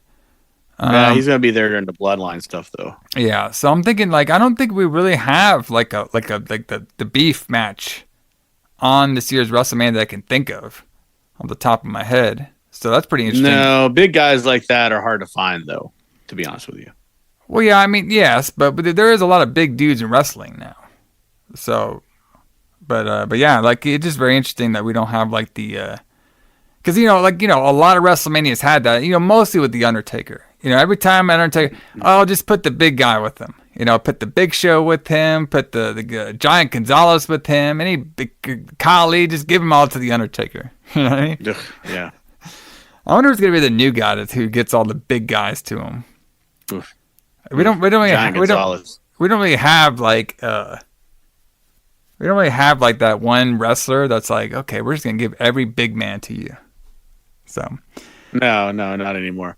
But yeah, Giant Gonzalez and Undertaker was WrestleMania 9, the Las Vegas one. That was nuts. Yeah, with the he won by disqualification because of the ether. Yes. Fantastic. Fantastic. Anyway. So this is, it's always nice seeing the Andre the Giant when he's a little bit more mobile. You know what I mean? Yeah. And I thought he did a pretty good job in this match. Two big guys going after it. But obviously, I think the slam kind of came out of nowhere, though. It's like, bam, he slammed it, and that's it. Go home, brother. But I do like Bobby Heenan trying to like rescue the money. I thought that was pretty funny. After he's like throwing it out into the crowd. Yeah, that was great. That was great. So not too bad of the match. So here is this is actually a funny placement for this next match. But at the time, so but funny about with this next match, what's funny about it now, all right, if you put like a women's match like now, like semi-main, people would be like, oh, you're fucking over the women. You know what I mean? They're the bathroom break. For the longest time it was like that. You know what I mean? Like a lot of these women, like they would have to like go on. Like remember, I think it was Emma. I think it was Emma who recently did an interview, and she was talking about her like having to go on after the first Undertaker Shawn Michaels WrestleMania match. I mean, but come on, you know what I mean? Like that's gonna be exactly. But I mean, come on, it's like it is. We know why that match is there. But at this WrestleMania, like this was a featured match, okay? Because we had Wendy Richter with Cyndi Lauper in her corner versus what's this girl name? Leilani Kai. Yeah, Leilani Kai with the Fabulous Moolah. And this one, this one's not the bathroom break match, okay? Because obviously we're having like Cyndi Lauper was huge, big star at this time, come out with her girl Wendy Richter, who is Tony Storm's arch nemesis. All right. Yes, that's some of the funniest shit going right now with her calling out Wendy Richter constantly. I know, it's great. I want to see that match, but that'd be great match. But this match is more towards like how women is like perceived like nowadays. You know what I mean? Where we have like we're gonna have Becky versus Rhea. That's a big main event. You know what I mean? That's not a bathroom break match. That's a big main event. You know what I mean? We're gonna have this is probably more like Bayley and Io. You know what I mean? That's a big main event. Like it's been pushed. All right. So this one right here was like, the placement. We would look at this card on paper, but like, oh, they're screwing over the women. That's a bathroom break. But no, like at this particular time, like this was one of the top matches of WrestleMania was this women's match. That's true, but I'm wondering how if Cyndi Lauper wasn't involved in this, would it be this high? No, I don't know about this match would even be on there. Yeah. So I think they placed it here because they thought they were worried that some people might be going to this thing to see Cyndi Lauper only, and that they would leave after she appeared. Yeah, well, so that's why I think that they put it near the end. Well, if you noticed, okay, when this match happened and after this, like this is the portion of WrestleMania, like this good old hour or whatever, 40 minutes, but I'm not sure how much it was. Yeah. But this is where they loaded everything up. This is where we're getting all the celebrity involvement now. You know what I mean? Like we had the first half of the card, we're just showing up our WWF wrestlers. But now we're getting the pageantry part to it. You know what I mean? We get the celebrities involvements now for this portion of the show. So this match was okay. I thought Randy Richter was a pretty good women's wrestler, and she won the belt. All right. Yep. So won it back from the heel. Yep, won it back from the heel. So now we are gearing up for the main event. And this is when we're going to have Liberace's Dancing Forever in the ring. We're getting all of these, we're getting Muhammad Ali out there. Everybody's standing up. They're all waiting for the big match, the big main event. We did a little interview with Hulk Hogan and Mr. T. Paul Orndorff and Roddy Piper getting some great heat out there. I loved it. This Roddy Piper, man. Golly. Like, he is a great heel.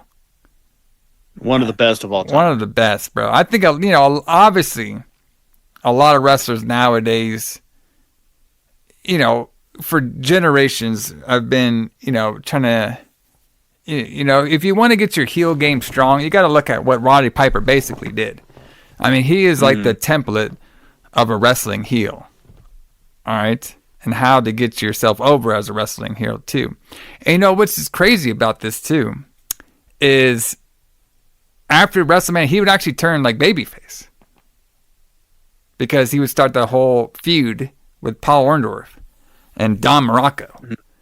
All right? Which is really interesting. But yeah, man, we got this whole match. Hulk Hogan comes out, Mr. T. They're like, we got the Eye of the Tiger playing. No, we got the not Eye of the Tiger, but actually, was it Eye of the Tiger at this time? I was going to ask you. So they changed it for the Peacock release.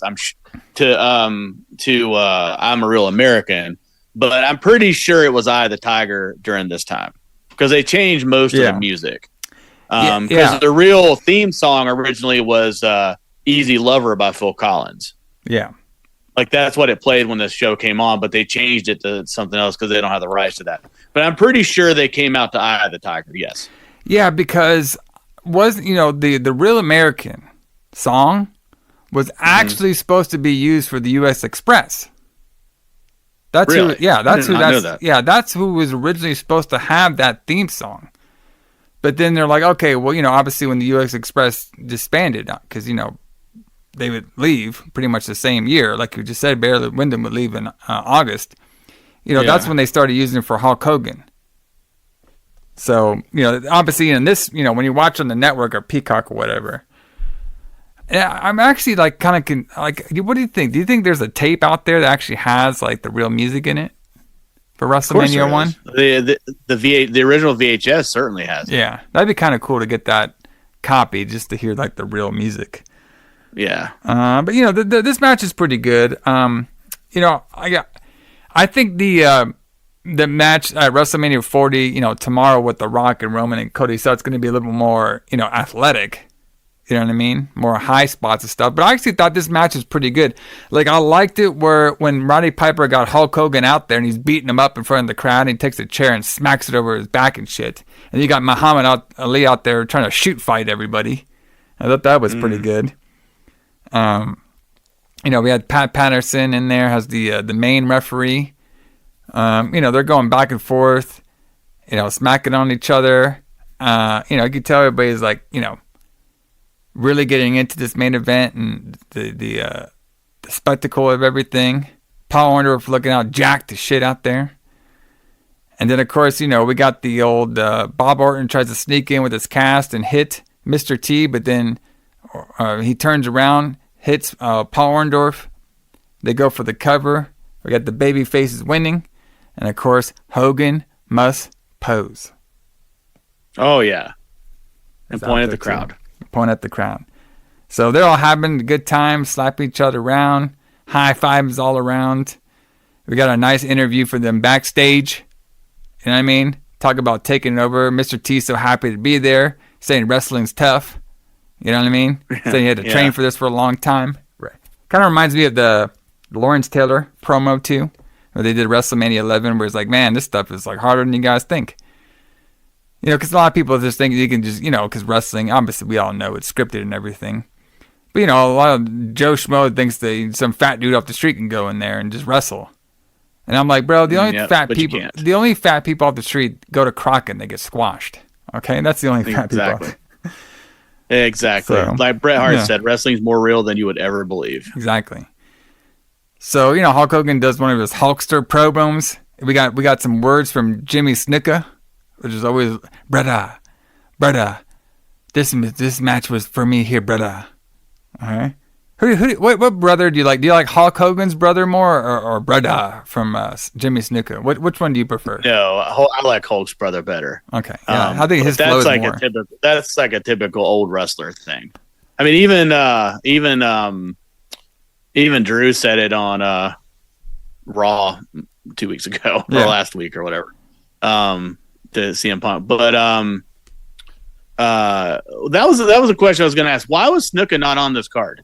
Well, he was, but he's not like not in wrestling. Not a match. It just to me. I mean, they could have made it a triple threat, I guess, but at the time, I don't think like triple threats, like tag team match triple threats, were like a thing.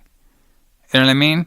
So basically, no, right. But I mean, why was he not in a match against somebody else though? Because he was already in a feud with Roddy Piper. Because Roddy Piper is the one that smashed the coconut in his face. Smashed it with a coconut. Yeah, I got you. Yeah. So I think with this match, they wanted to do the two main guys in the ring. But okay, so here's my thought process between this. So we got Mr. T. Obviously, he can't do a lot. He's not a trained wrestler. But we're going to train him on certain things, but he's not a trained wrestler. All right, so what can we do to gimmick up the match? Oh, we'll have a special referee outside Muhammad Ali. Even though he's supposed to be the referee inside, but he couldn't figure it out. You know what I mean? Yes. So that's why they got him outside and Pat Patterson will do it. We got Hulk Hogan. He can carry the match. And then we got Paul Orndorff and we got Roddy Piper. But, for a lack of Hulk Hogan's, Mr. T being unexperienced, let's give him Jimmy Snuka to be in their corner. And we'll give Bob Orton to be in their corner so they can be involved too. So they were involved, but they just weren't in a traditional match, but they were still involved to kind of like gimmick up the match. So, but yeah, I mean, that's WrestleMania 1. I mean, definitely at the time in 1985, when we're watching this on closed circuit and everything, I mean, it definitely was something. And obviously, it was a huge success for the WWF. It's a gamble that played off for them. And obviously, it'd be a staple of what we see even now today. I mean, we got 40 of these things. 39 years later, we got a WrestleMania 40. 39 years. That's just fucking crazy. That's crazy, isn't it? Golly. Yes. WrestleMania That's crazy 40. to think about. WrestleMania 40, 39 fucking. And now, WrestleMania now, it's like two nights. Obviously the 2-night WrestleMania came around 2020 when they said they did it because of the whole pandemic, when they really were just going to do it. I think they were going to do it originally anyway. Interesting. Okay. Because, obviously New Japan, Wrestle Kingdom was 2 nights before WrestleMania was ever 2 nights. I believe. It was. I don't think so. Yeah. I believe Wrestle Kingdom in 2019 was 2 nights. You can look it up, brother. We might need to fact check that. We need to look that up because I'm pretty sure me and you had this conversation about in 2021 or 22. I said, wow, they're making Wrestle Kingdom 2 nights now. and you're like, yeah, they're trying to recoup all that money they lost during COVID. But I could be wrong, but I'm pretty sure that so they made WrestleMania 2 nights, but I think you might be right that they were going to make it 2 nights anyway eventually, because I remember the year before that, a lot of people were complaining about how long the show was. Because remember that the last Mania before that was the one where what was it, Becky and Charlotte and Bailey? Was it a 3-way? Yeah. Yeah, Well, Becky and Charlotte and Bailey and Ronda. Oh, Ronda, yeah. And it went and they went on at like 12:30 or 1 o'clock in the morning. And even like even Becky was talking about how like I feel like I just sat backstage forever. Like, you know, that show was like 7 hours long. It was over at like 1:30 in the morning or something. So, and I think that started like them thinking that, yeah, maybe people get fatigued by having shows this long. So now we're going to have it 2 nights. Now we can sell twice as many tickets and make twice as much money. Okay, so I got it over here. All right. So Wrestle Kingdom was held on January 4th, Tokyo Dome. All right. And it said it expanded to 2 nights in 2020. In 2020? Yeah. So that would have been before COVID. Yeah, so Wrestle Kingdom 17 was a 2-day professional wrestling pay-per-view. Because traditionally, Wrestle Kingdom is January the 4th, regardless of what day that sets on. And January the 5th is New Year's Dash. So Wrestle Kingdom 14, okay, was a 2-night professional wrestling pay-per-view event. Wow, you're right. The event took place on January 4th and 5th, 2020 at the Tokyo Dome. All right. I do not remember that. Yeah, because I remember that Wrestle Kingdom was the first, one to do their show 2 nights.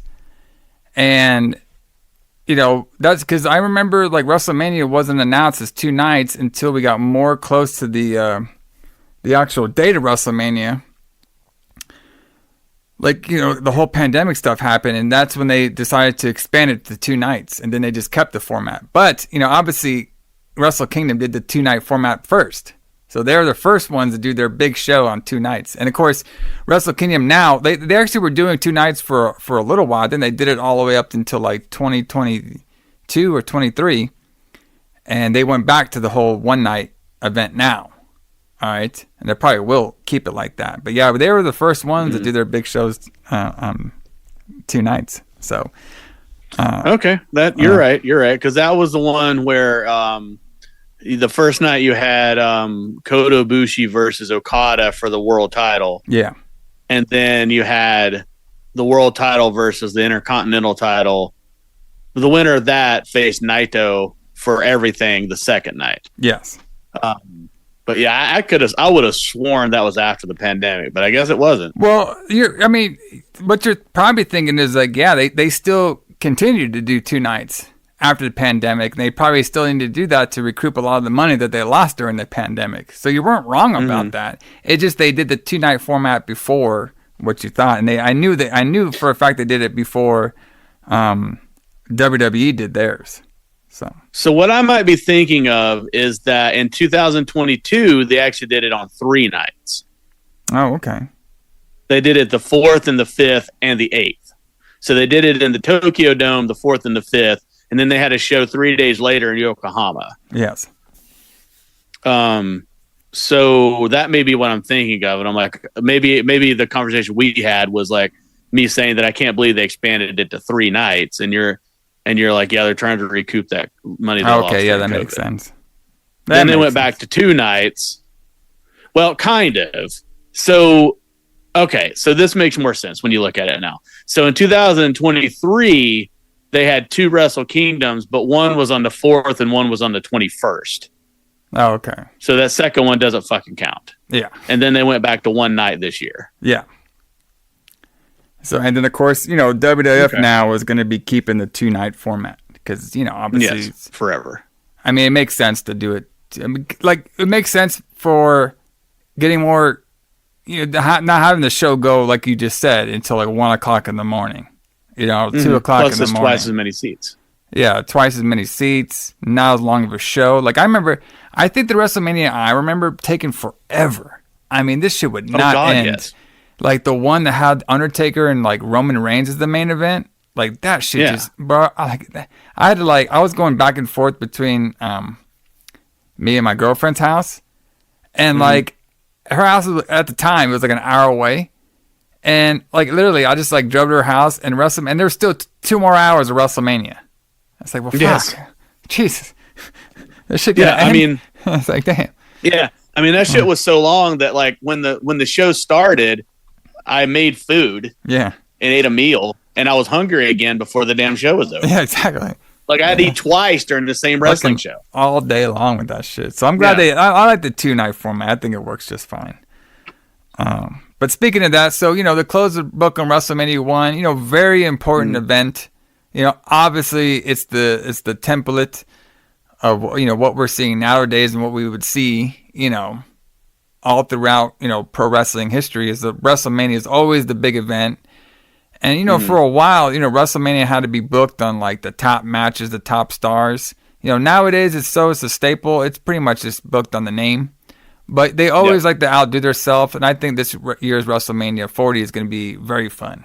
Because I think this will be the best WrestleMania we've seen in 10 years. Yeah. That's what I'm saying. Yeah. I think it's going to be very fun. Even though I did kind of enjoy last year's WrestleMania.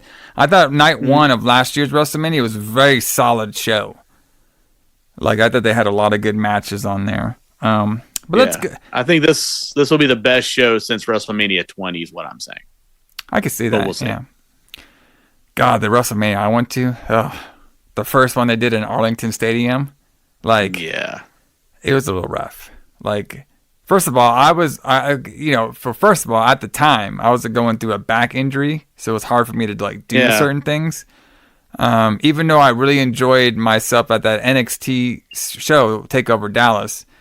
But I got to WrestleMania like during the AJ Styles Chris Jericho match, which was a pretty good match. But yeah, there's a lot of stuff on that WrestleMania that I wasn't a big fan of. Like I thought the Brock and Ambrose match was boring. I thought the Hell in the Cell match was boring. I like The Rock coming out. And him doing that 1-minute match with Eric Roman, that was pretty good. And then the main event, oh, God, it was boring. Triple H and fucking Roman. Oh, I was about to fall asleep during that shit. But yeah, I'm pretty excited about this one, though. So you want to go through the card on this one and make our predictions? Yes. So we'll do night one. This is the match order that Wikipedia has. I don't know if it's going to be the actual match order of the show. It doesn't matter. But it doesn't matter. It's just going to be. So, Rhea Ripley versus Becky Lynch. How about Alison? Who do you think is going to win the match and the belt? Who's going to win the belt? Ricky. Rhea Ripley will retain. Yeah, I'm hoping she would retain too. Like I'm not actually the biggest fan of Becky Lynch, even though like a lot of people. I mean, she's good in the ring and everything. I'm just not my. She's okay. She's not my cup of tea. But I don't like how lean she's getting. Like I always hate to make fun of the way people look or complain about the way people look, but I don't like she's so lean. She just doesn't look like a wrestler to me. Rhea Ripley looks like a wrestler, and I think that Becky runs weird. Like she's always done that. Even when she was in NXT, like when she's gonna run into the opponent, she just kind of like winds up and runs in place for a second, like a cartoon character, and then runs into the. I think it's weird. But yeah, I think that she's about to take some time off with Seth. And I think that they're setting up Liv Morgan, my girl Liv Morgan, to come back for her title from Rhea Ripley. So Rhea Ripley retains. Yeah. I would like to see that Liv and Rhea Ripley match. I think that'd be a good story there. Yeah, give Liv the title back. So we have Gunther versus Sami Zayn. Who's winning with the belt? Sami Zayn. You think Sami Zayn's going to win? Yep. Sami Zayn is retain, and then Gunther will go into the heavyweight class. See, I want that to happen because I think it's long overdue for Gunther to be into the heavyweight, title picture. But I don't think Sami Zayn's winning. I think Chad Gable's going to screw him. Oh, maybe. That's a good point. Because they've been doing that whole thing about how like Chad Gable says he just doesn't have the heart. Yeah. Or maybe like Great. he's gonna see Sammy win, right? He's gonna about to win. And he's like, no, this should be my moment. Yeah. Maybe. And then turn heel. Yeah. I don't know how you can turn Chad Gable heel, but shoot. He's been a heel before. He has, but not since he teamed up with Otis. Yeah. You gotta love those guys. Anyway, I think Sami Zayn wins, but we'll see. We'll see. So next we have the ladder match for the tag team belts, and apparently they're like you can like pull They're one. separated. They're separated. Yeah. Even though I hope they get rid of That's the fruit pretty roll-up belts crazy. though. I don't really like the fruit. Yeah. I don't like the fruit roll-up belts. Yeah, I think we're about to get new titles altogether. Bro, just bring back the ones except we for- had during the fucking. Just bring back the old school belts. That's all I want. Yeah. I think we're going to get all new titles. I think the Universal title is going to change, and I think both tag titles are going to change. But yeah, so this one is going to be crazy because it's going to be a double ladder match. So there's going to be, so from my understanding, the titles are going to be separated, and the match doesn't end until somebody wins both titles. Yeah. So this is how they're going to separate the titles back. So who do you think is going to win the between two Raw different belts? I kind of think Judgment Day will retain the Raw belts. Okay. And the SmackDown belt? I honestly, I can't decide. I think either DIY will win them, but that could just be my heart talking. Yeah. My real thought is that New Catch Republic is going to win them. Okay. So with me on this one, by the way, the match is Judgment Day, DIY, Awesome Truth, New Day, Austin Theory, Grayson Waller, and the New Catch Republic. I'm going to go with the Awesome Truth winning the Raw belts, and I'll go That with... was my second choice. I'm going to go with Austin Theory and Grayson Waller winning the SmackDown belts. Because they've been pushing those guys pretty hard, so... And then you can always have the New Catch Republic feud with them for Backlash and shit. I think that Awesome Truth winning those titles makes sense. Yeah. Because I just don't know because if I R-Truth's see it super over. happening. I think it's going to Of happen. course. I think R-Truth is going to pull down the belt. That's what I think. So a match I'm actually looking pretty forward to is the two brothers going at it. This is the second time? This is going to be the third time that we're going to have a real life Shoot brothers facing off at a WrestleMania. The first was Brett versus Owen. Yep. The other one was one of the greatest WrestleMania matches of all time. Definitely. Oh yeah. WrestleMania 10 opener. Fuck. And then we had a match that I totally forgot until they brought it up. Jeff Hardy versus Matt Hardy, and I cannot remember anything about that match at all. I remember their feud a little bit with the old Matt Hardy burning down Jeff's house. You know when Jeff's house actually burnt down? He took credit for that? That's what I remember about their feud. But I don't remember them going into WrestleMania and doing it. So I don't remember that either. But so here's the thing, though. They have not announced Rikishi as the referee yet. Well, I don't think they're going to do that. They should. That's a lost opportunity if they don't bring Rikishi. What the hell is Rikishi? He's both his sons. Who's going to be biased towards none of them? He can't be a biased referee. That's the point, though. That's why you would do it, so he wouldn't be biased toward either one of them. Yeah. So what they needed to do was bring this back and my sons are fighting. My sons are fighting, and I'm going to be the referee, and we're going to settle this just like we did when they were kids. They would fight it out, and then they would be friends again. And that's what I'm going to do. And I'm going to make sure this doesn't get out of hand. That's what they should have done. And they could still do that. I mean, there's still a SmackDown left before that match. Yeah, it's true. We'll see. But we'll see. I mean, listen, man, can a guy even do refereeing? I mean, he's kind of big. Well, yeah. I mean, Samoan, man. Those guys are in shape. Yeah. This match ends in a double disqualification. Right. What do you think? This is the 80s, Alison? We don't do no double count out, bro. It ends without a clear winner somehow because I think they're going to continue this feud. Well, yeah, I think so too, but I think Jimmy's going to win. Okay, maybe. Even though I want Jay to win because I'm a big fan of his. I say double disqualification.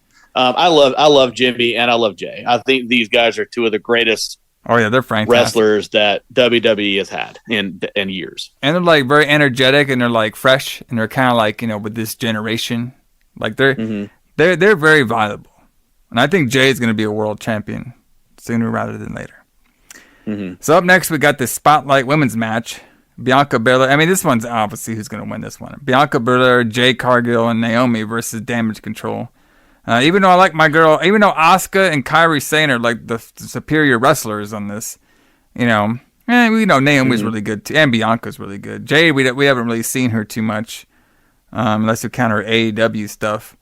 But I mean, obviously this match is probably going to go to the Bianca Belair, Jade. No, they're not going to win. No way. Bro, are you kidding me? They pushed the hell out of this Jade Cargill girl. Naomi and Bianca Belair. They're like 1,000% on the fucking betting right now. All right. Okay, whatever. Okay, that's not what's going to happen though. So this is what I think is going to happen. Damage Control is going to retain their titles. No, this is not for any belts. This is not for any belts. Oh, I'm sorry. You're right. Damage Control is going to win. So I think Bianca's going to take the pin. And this is going to start a feud between Jade and Bianca. It might. Because Jade's going to blame Bianca for the loss. Because Jade is a heel. She's not a heel right now, but like she is like a natural born heel. Are we going to get the that bitch? Are we going to get that? Can we say that on the USA? I'm sure we can. We got to wait for Netflix. We have to wait for Netflix on that. Mm-hmm. We might get that, but I think Damage Control is going to win this. I don't know, man. I think the Bianca Belair team's going to win, but I guess we'll see. Well, I guess we'll find out. So next we have the good old Latino tag match.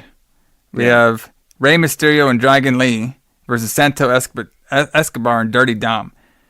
So you think it's going to be winning this one?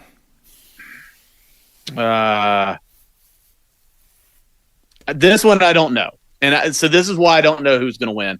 I would normally say that the LWO would win this because they're the faces, but something tells me, and this is going to go against a prediction I just made, I realize, but something tells me that Judgment Day is about to break up. Good.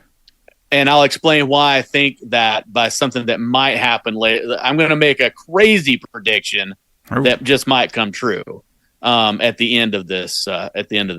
So I am going to say that Santos Escobar and Dominic Mysterio are going to win this because of something I think is going to happen in storyline. Well, so my thing is I think they're going to win too because, obviously we had Ray beat Dominic last year, so, he can get his win back. I think Carlito might turn heel, but I don't think it's going to be at WrestleMania. But I still think the two heels are going to win. Yeah. So up next, we got the main event. The main event tag team match. The biggest tag team match since WrestleMania 1. All right. We had the Bloodline, The Rock and Roman Reigns versus Cody Rhodes and Seth Rollins. I'm not saying freaking. I actually like the whole Seth cringe.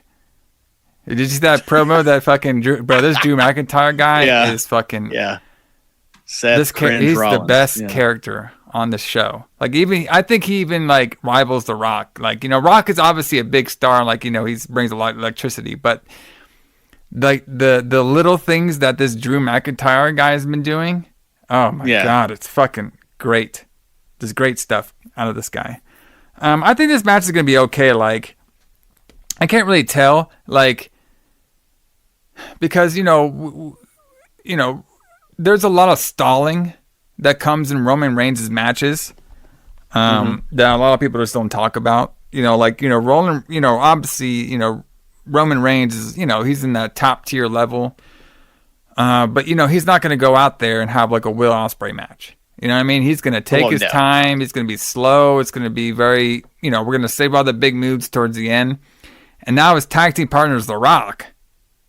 You know what I mean? The guy hasn't wrestled in 15 years or something? It's been a long time. Something like that, yeah. He's jacked to shit. You know what I mean? Right. But, when you're big like that and you're muscular, you're more receptive to tears on your body. Sure. Yeah, absolutely. We've seen that throughout wrestling history. The bigger and muscular you are, the more likely you'll tear something, especially not being in the ring. But I think they'll gimmick up this match. That protects you. Yeah, basically half this match to me is going to be Seth Rollins and Cody selling the whole time. They'll get a couple high spots in. But I can see this match going down with the Rock pinning Cody Rhodes in the middle. That's exactly what's going to happen. Rock bottom is ass. So I think that Roman will pin Cody. Oh, that can happen too, yeah. But I would rather see the Rock pin him. And okay, so I was thinking because obviously we're going to be building later on to the Rock and Roman Reigns. I mean, obviously. Mm-hmm. So what I'm thinking is maybe there's friction. There's a hint of friction between Rock and Roman in that match. You know what I mean? But the Rock still is going to win and pin Cody, and that'll lead us into night 2 where they could do the whole bloodline rules, and then there'll be more friction between Rock and Roman in that match, and that's when they'll eventually break up and then start their feud for next year. So here's what I'm saying. So the reason I think Roman will pin Cody is because the reason that Cody's going to go into night 2, and the advantage he's going to have that he didn't have the year before was that nobody has fought Roman Reigns 2 nights in a row. So Cody lost to Roman night 1, but now he knows how to beat him. He knows what he did wrong, and he knows how to defeat the unkillable champion Roman Reigns. That's why I think that it's going to go down that way. That makes sense. And you could also show Cody crying and be all dejected all the way through night 2. I got to get my boy crying the night before, because Cody cries all the time. Are you saying you're not a Cody crybaby? They've kind of actually turned me a little bit. I was team Cody going into this, but I don't know. The bloodlines kind of got me excited now. So I don't know. I don't want this bloodline thing to end. I want Cody to lose now. I want this to keep going. Now, the bloodline stuff is cool only because of The Rock. Let's be honest with you. They're pretty stale going into WrestleMania, and I think Roman Reigns, to be honest with you, I think he's the stalest he's been in this whole run. I think he's the most stale I've ever seen. I don't know, maybe. I think he's better than he used to be. Well, okay, hold on. I'm talking about the bloodline run with Roman Reigns. Oh, just the bloodline in general? Yeah, just his run from 2020 to right now, he is more stale than he's been. In my opinion, he's the most stale right now than he's been, the last couple of years he's been champion. Yeah, there's no doubt that The Rock injected new life into this thing. Yes. And I think later on, next year, if they actually do Roman and Rock, I think that's going to inject more life into Roman's character as well, too. Will Roman be the heel or the face? Ooh, he'd have to probably just be the heel because, Rock ain't going to be the heel for that long, even though Rock is fantastic as a heel. Yeah. Way better than the Roman is. But yeah, Rock, I just assume that he's going to be the baby face during it. But, we'll see. We'll see what happens. Depending on Rock's schedule and if this match goes well, I would assume that Rock would do a match with Cody one-on-one, and then I assume he would do a match with Roman one-on-one. So I guess, we'll just have to wait and see how it goes. Because he can go in there and shit the bed, you know what I mean? And be like, I can't do it anymore. Or he could be in there and be like a Shawn Michaels where he's just like, fuck, I could do this whenever I want. So. But we both agree Bloodline's going to win this match, though. Right? Yes. Yeah, absolutely. So then we got night 2. Mm-hmm. Seth Rollins versus Drew McIntyre World Heavyweight Belt match. Drew McIntyre's going to win this. Godly, I hope so. Fuck.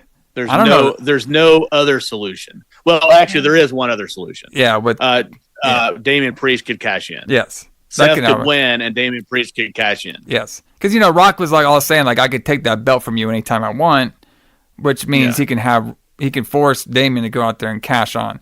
But I can't really tell because, we haven't heard of the whole Drew signing his contract and stuff, even though I think he is. I don't see why not. But to be honest with you, I am more interested in the Drew McIntyre World Champion leading up to him fighting CM Punk than I can care less about Seth Rollins being the World Champion.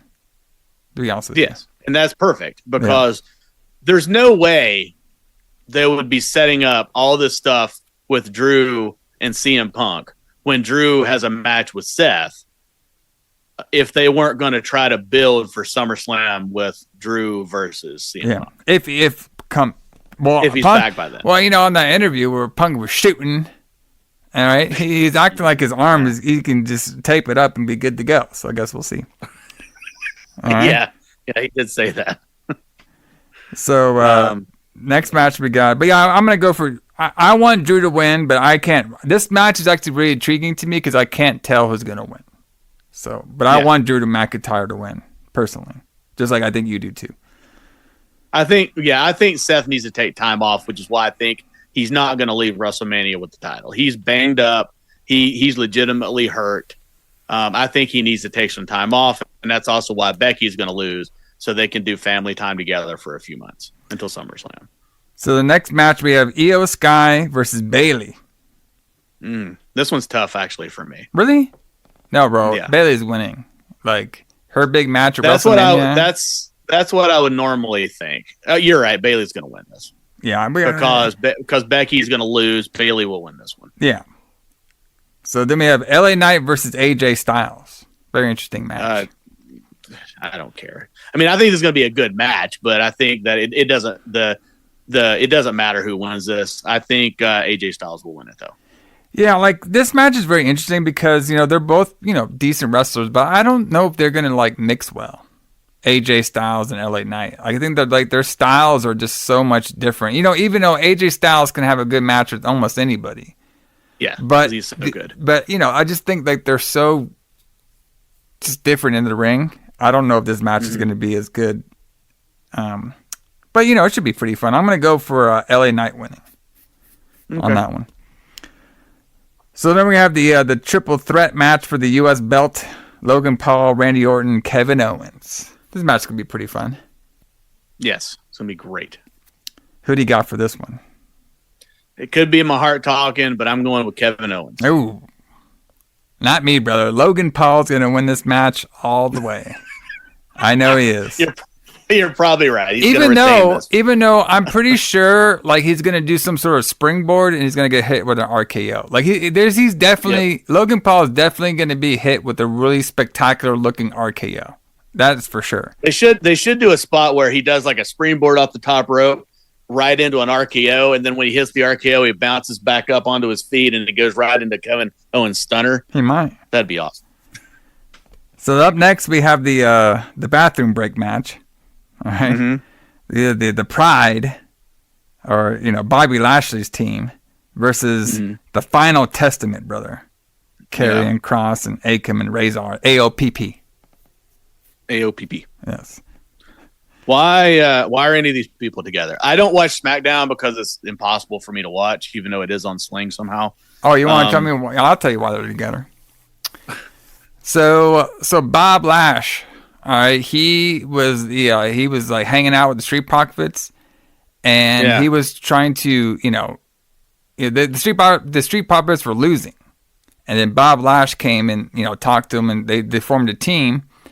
And the big thing is they were supposed to be a heel group, like Bob Lash and the Street Profits, because they got this whole new attitude. They're going to be more serious. They're going to be more ass kickers. But the problem was every time they would go out there, the whole crowd would scream for Lashley. All right. Yeah. And they're basically like, they just kind of just gave up for them being, heels. They just made them baby faces again, even though they have a brand new look, a brand new attitude. You know what I mean? And then basically Karrion Kross has been like a failure on the main roster. Even though I like the guy, I like the persona, great wrestler. I'm a fan of the guy. I think he's and what's funny about the Karrion Kross guy? Like his promos on the indies were very unique, and I think like they kind of have tried to do that in WWE, but it's not catching. Because I see more like the Karrion Kross is more like the soft talker and like the more thinker, kind of like a Jake Roberts in a way. Like he's a little bit more. Jake Roberts, exactly. Like he's a little bit more like cerebral, but they just haven't been able to like portray that on WWF television. All right, even though they're trying, Triple H is trying, everybody's trying. It's just not, And now I think a lot of people remember him as the Gladiator character. Yeah, that's remember when they dressed him up as a gladiator. Yeah, so he's kind of cool right now, and they gave him AOPP, but it's just not working, and I think they need to like split from each other, and that's what they're gonna do after this match. Like I think the the Bobby Lashley's group is probably going to feud with like Santos Escobar group. And then you can have the Pride feud with the LWO. You can just do that and see what happens. Yeah. But it should be okay. Speaking of Karrion Kross, did you see the Instagram video he posted of him breaking a baseball bat under his arm? Yeah. That's crazy. Yeah. Like the guy, actually, his videos, like if you search Karrion Kross's like YouTube videos of his indie stuff, some of it's pretty like interesting. Yeah. Like when he was, I first discovered him when he was in Mexico. Yeah. As Killer Kross, working for AAA. Yeah. But he was also in a bunch of other things. Wasn't he in Lucha Underground? Oh, yeah. He was in there. As a character? Yeah, I forgot what his, I think he was still Karrion Kross. Killer Kross. Yeah, he was still Killer Kross on there. He was part of the, wasn't he part of the White Tribe group or the White Rabbit? Oh, I don't know. The White Rabbit? Maybe. Was he not the White Rabbit? Who he was might the have White been. Rabbit? I don't remember. It's been forever. I think he was the White Rabbit. I haven't seen those, but I think he was the White Rabbit character, if I'm not mistaken. But he has some like really, like I said, interesting, and like there's this whole like video he did about the meanings behind some of his tattoos and why he got it like traditional Japanese like ink style on there. And then there's like a couple other ones. Yeah, he's a brilliant guy. Like if you just follow his Instagram, like when he like puts like his videos about him and Scarlett traveling around the world and stuff that they do, like I mean he's a brilliant guy. When you just like when you hear him talk about things you read and stuff like that, he's great. Exactly. Like I think he's a very untapped character, but the problem is it's just not portraying on WWF television. You know what I mean? It just like it's kind of like a, you know, it maybe later on it might click, but it's just not clicking right now for him. So, but you know, this is probably gonna be a lot of people's bathroom break, which is unfortunate because, you know, I like a lot of people in this match and I'm a big fan of Bob Lash. So up next, it's the main event, brother. The main event. Rock Austin, main events, Brett Shawn, what do we got? Cena and Michaels. We got Chris Jericho, Triple H. I'm trying to think like WrestleMania main events off the top of my head. You know, we got WrestleMania 20 was Benoit, Shawn Michaels, and Triple H. Yes, there we go. WrestleMania 10 was Brett and Yokozuna. All right. Now was that 10 or 9? That was 10. That's 10. Yeah. Yeah. It was 9 and 10 because remember they had in 10 they did the old. There was like a tournament thing with, you know, it was like Brett versus. Yes. They had to do 2 matches. 9 was the one where Hogan comes out and takes the title from Yokozuna. Right? Yes, exactly. Yeah. Okay. Just imagine that happened here. Roman Reigns versus Cody. No. We have fucking Austin come out there and take the belt away. You know what I mean? Like, so, since you mentioned that, I'll go ahead and make my prediction. My mind tells me Cody's going to win this. Yeah, I should. But my heart tells me that Cody's going to beat Roman. And then at the end of this Bloodline Rules match, when everybody's laid to waste, and there's blood everywhere, and everybody's beat to hell, Damian Priest comes out, cashes in on Cody, and takes Cody's title away again. I mean, that would be something. And I don't. The problem is that would be something, but I don't think like Priest is like the. I don't think they want to go that hard with them. You know I agree. I completely agree. Now, what I think what could happen is obviously it's going to be under Bloodline rules. That means, you know, we'll probably at the beginning we'll have a one-on-one contest with Roman Reigns and Cody. They're fighting. They're probably fighting the crowd. Maybe they'll do some hardcore spots, and then we'll get our first interference. We'll get Jay and Solo in there, and then we'll get Seth coming back with Jimmy to fight him off. Then we'll get the final boss, right? We'll get the final boss in there whipping Cody around. And then maybe we can have. I would like for Steve Austin to come out. All right, then we can have a Steve Austin, you know, get Rock out of there. You know, that'd be cool. But I think it's going to be like there's going to be like a miscommunication between Roman Reigns and The Rock, because I think what probably like I could see like The Rock holding up Cody after he's been beaten to shit, bloody and shit. And Roman Reigns is going to spear him, but then Cody moves out, like falls out of the way, and then Roman spears the Rock. And then Roman gets pissed at him. He's like, "What the fuck, man? You're in my way. I'm the boss. Get out of here. You suck and everything." That builds some tension, and then you can have Cody do the comeback and he eventually wins and pins him. But, I did hear that, obviously, John Cena might be here too. So I could see John Cena maybe coming out and taking away some Bloodline members too. But, whether it be like a big, it's definitely going to be a gimmicked up match with a lot of shit in there. But I think Cody's going to be, at the end, he's going to be the world champion with the belt. I think Orton's going to be involved in this. So I think that also, I think Randy Orton will come out during this match as well. Maybe. Just to fight off Bloodline members, maybe.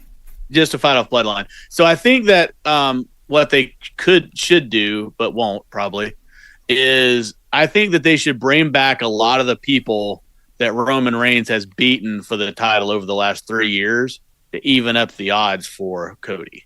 Yeah. Well, I mean, they will, but a lot of those people are already in matches. So I don't think they're going to come out twice. Like, I mean, realistic, what I could see is Jimmy coming out there, Solo coming out there. We could probably have... Jay will come out. We can have Jay come out and beat up Jimmy to get his revenge. Then we can have John Cena come out and attack Solo Sikoa to get him away. Okay? Rock comes in there, starts whipping Cody. There's a miscommunication between Roman and The Rock because we're building for next year's WrestleMania. So maybe Roman hits The Rock. Everybody's shocked and everything. Roman Reigns is about to get Cody. And then maybe Cody pushes, Roman into The Rock. So then they have a little scuffle. And then, boom, Cody hits and beats, Reigns that way. So that's what I can see happening.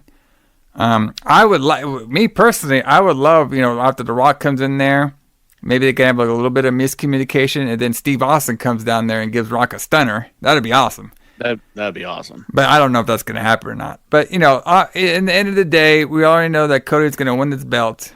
He can finally stop talking about this story. Everybody can start freaking out. Hulk Hogan, I mean, we don't care about Reigns beating Hulk Hogan's record, if there is one. All right? It's just get the belt off the dude. Roman Reigns is going to leave until SummerSlam. All right? Cody will defend the title every week. Yeah. On SmackDown. Well, okay, my thought, after WrestleMania, you know what I mean? Like, it depends. Like, I mean, obviously, Cody will have to switch to SmackDown because the WWE belt's on SmackDown.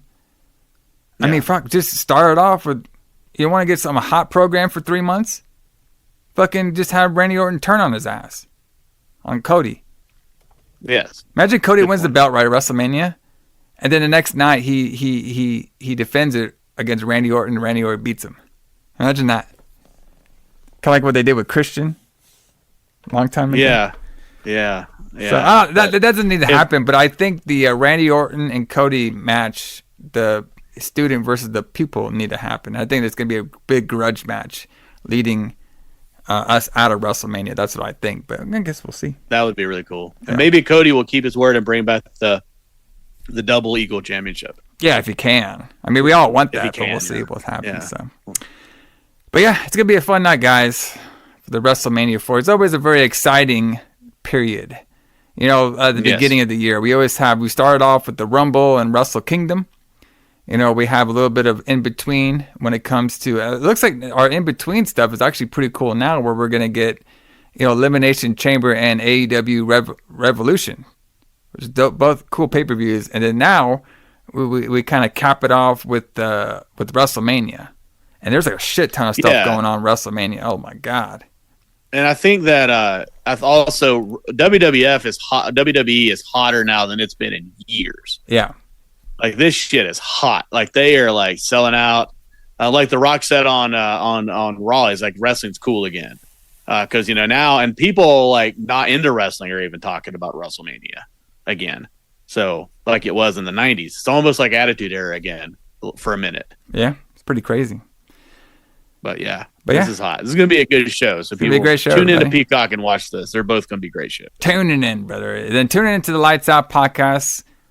Absolutely. We drop our episodes here and there. You know what I mean? We talk about metal music on here, horror movies, wrestling. The Retro Blood every Sunday. We check out Retro Blood every Sunday. And we will be back this Sunday on the Retro Blood, brother, talking the Blob. Start 1988, The Blob. All right. Yep, 1988 version. You can listen to our show while you're decompressing from night 1 of WrestleMania. Exactly. When you're we get that little gap period. You know what I mean? Mm-hmm. Where you're decomposing from WrestleMania. You already listened to the lights out. Soothing voices. Yes, you can listen to us talk about The Blob. We talk a little bit about the British Bulldogs on there. We talk about Liege Lord on there. We start off our It Came from the Sky month. So it's great. It's gonna be a great season over here, everybody. It's a great weekend. Yes, but of course you get us twice. You get WrestleMania twice. Yeah, get all over here. So check us out also too on the Facebook. Like us on there. Instagram. Like us on there. Instagram. Got some YouTube on there too. You can find all the episodes on YouTube, and pretty soon you're gonna get us live in person on YouTube too. You can see our pretty faces. We're about to start that going on pretty soon, and like us and go on the old the Apple Podcast, Spotify. Do some comments on there. Review. Tell us if you like our voices. Tell us if you think our opinions suck or if they're good. We like to hear all kind of comments on there. We don't care. We got thick skin over here on the Lights Out and the Retro Blood, brother. We could take it. All right. But everybody, y'all have fun watching WrestleMania. We will see you this Sunday for the Retro Blood 1:30. The Blob. Yep. J. Alison, James Kline. See y'all later. See you guys.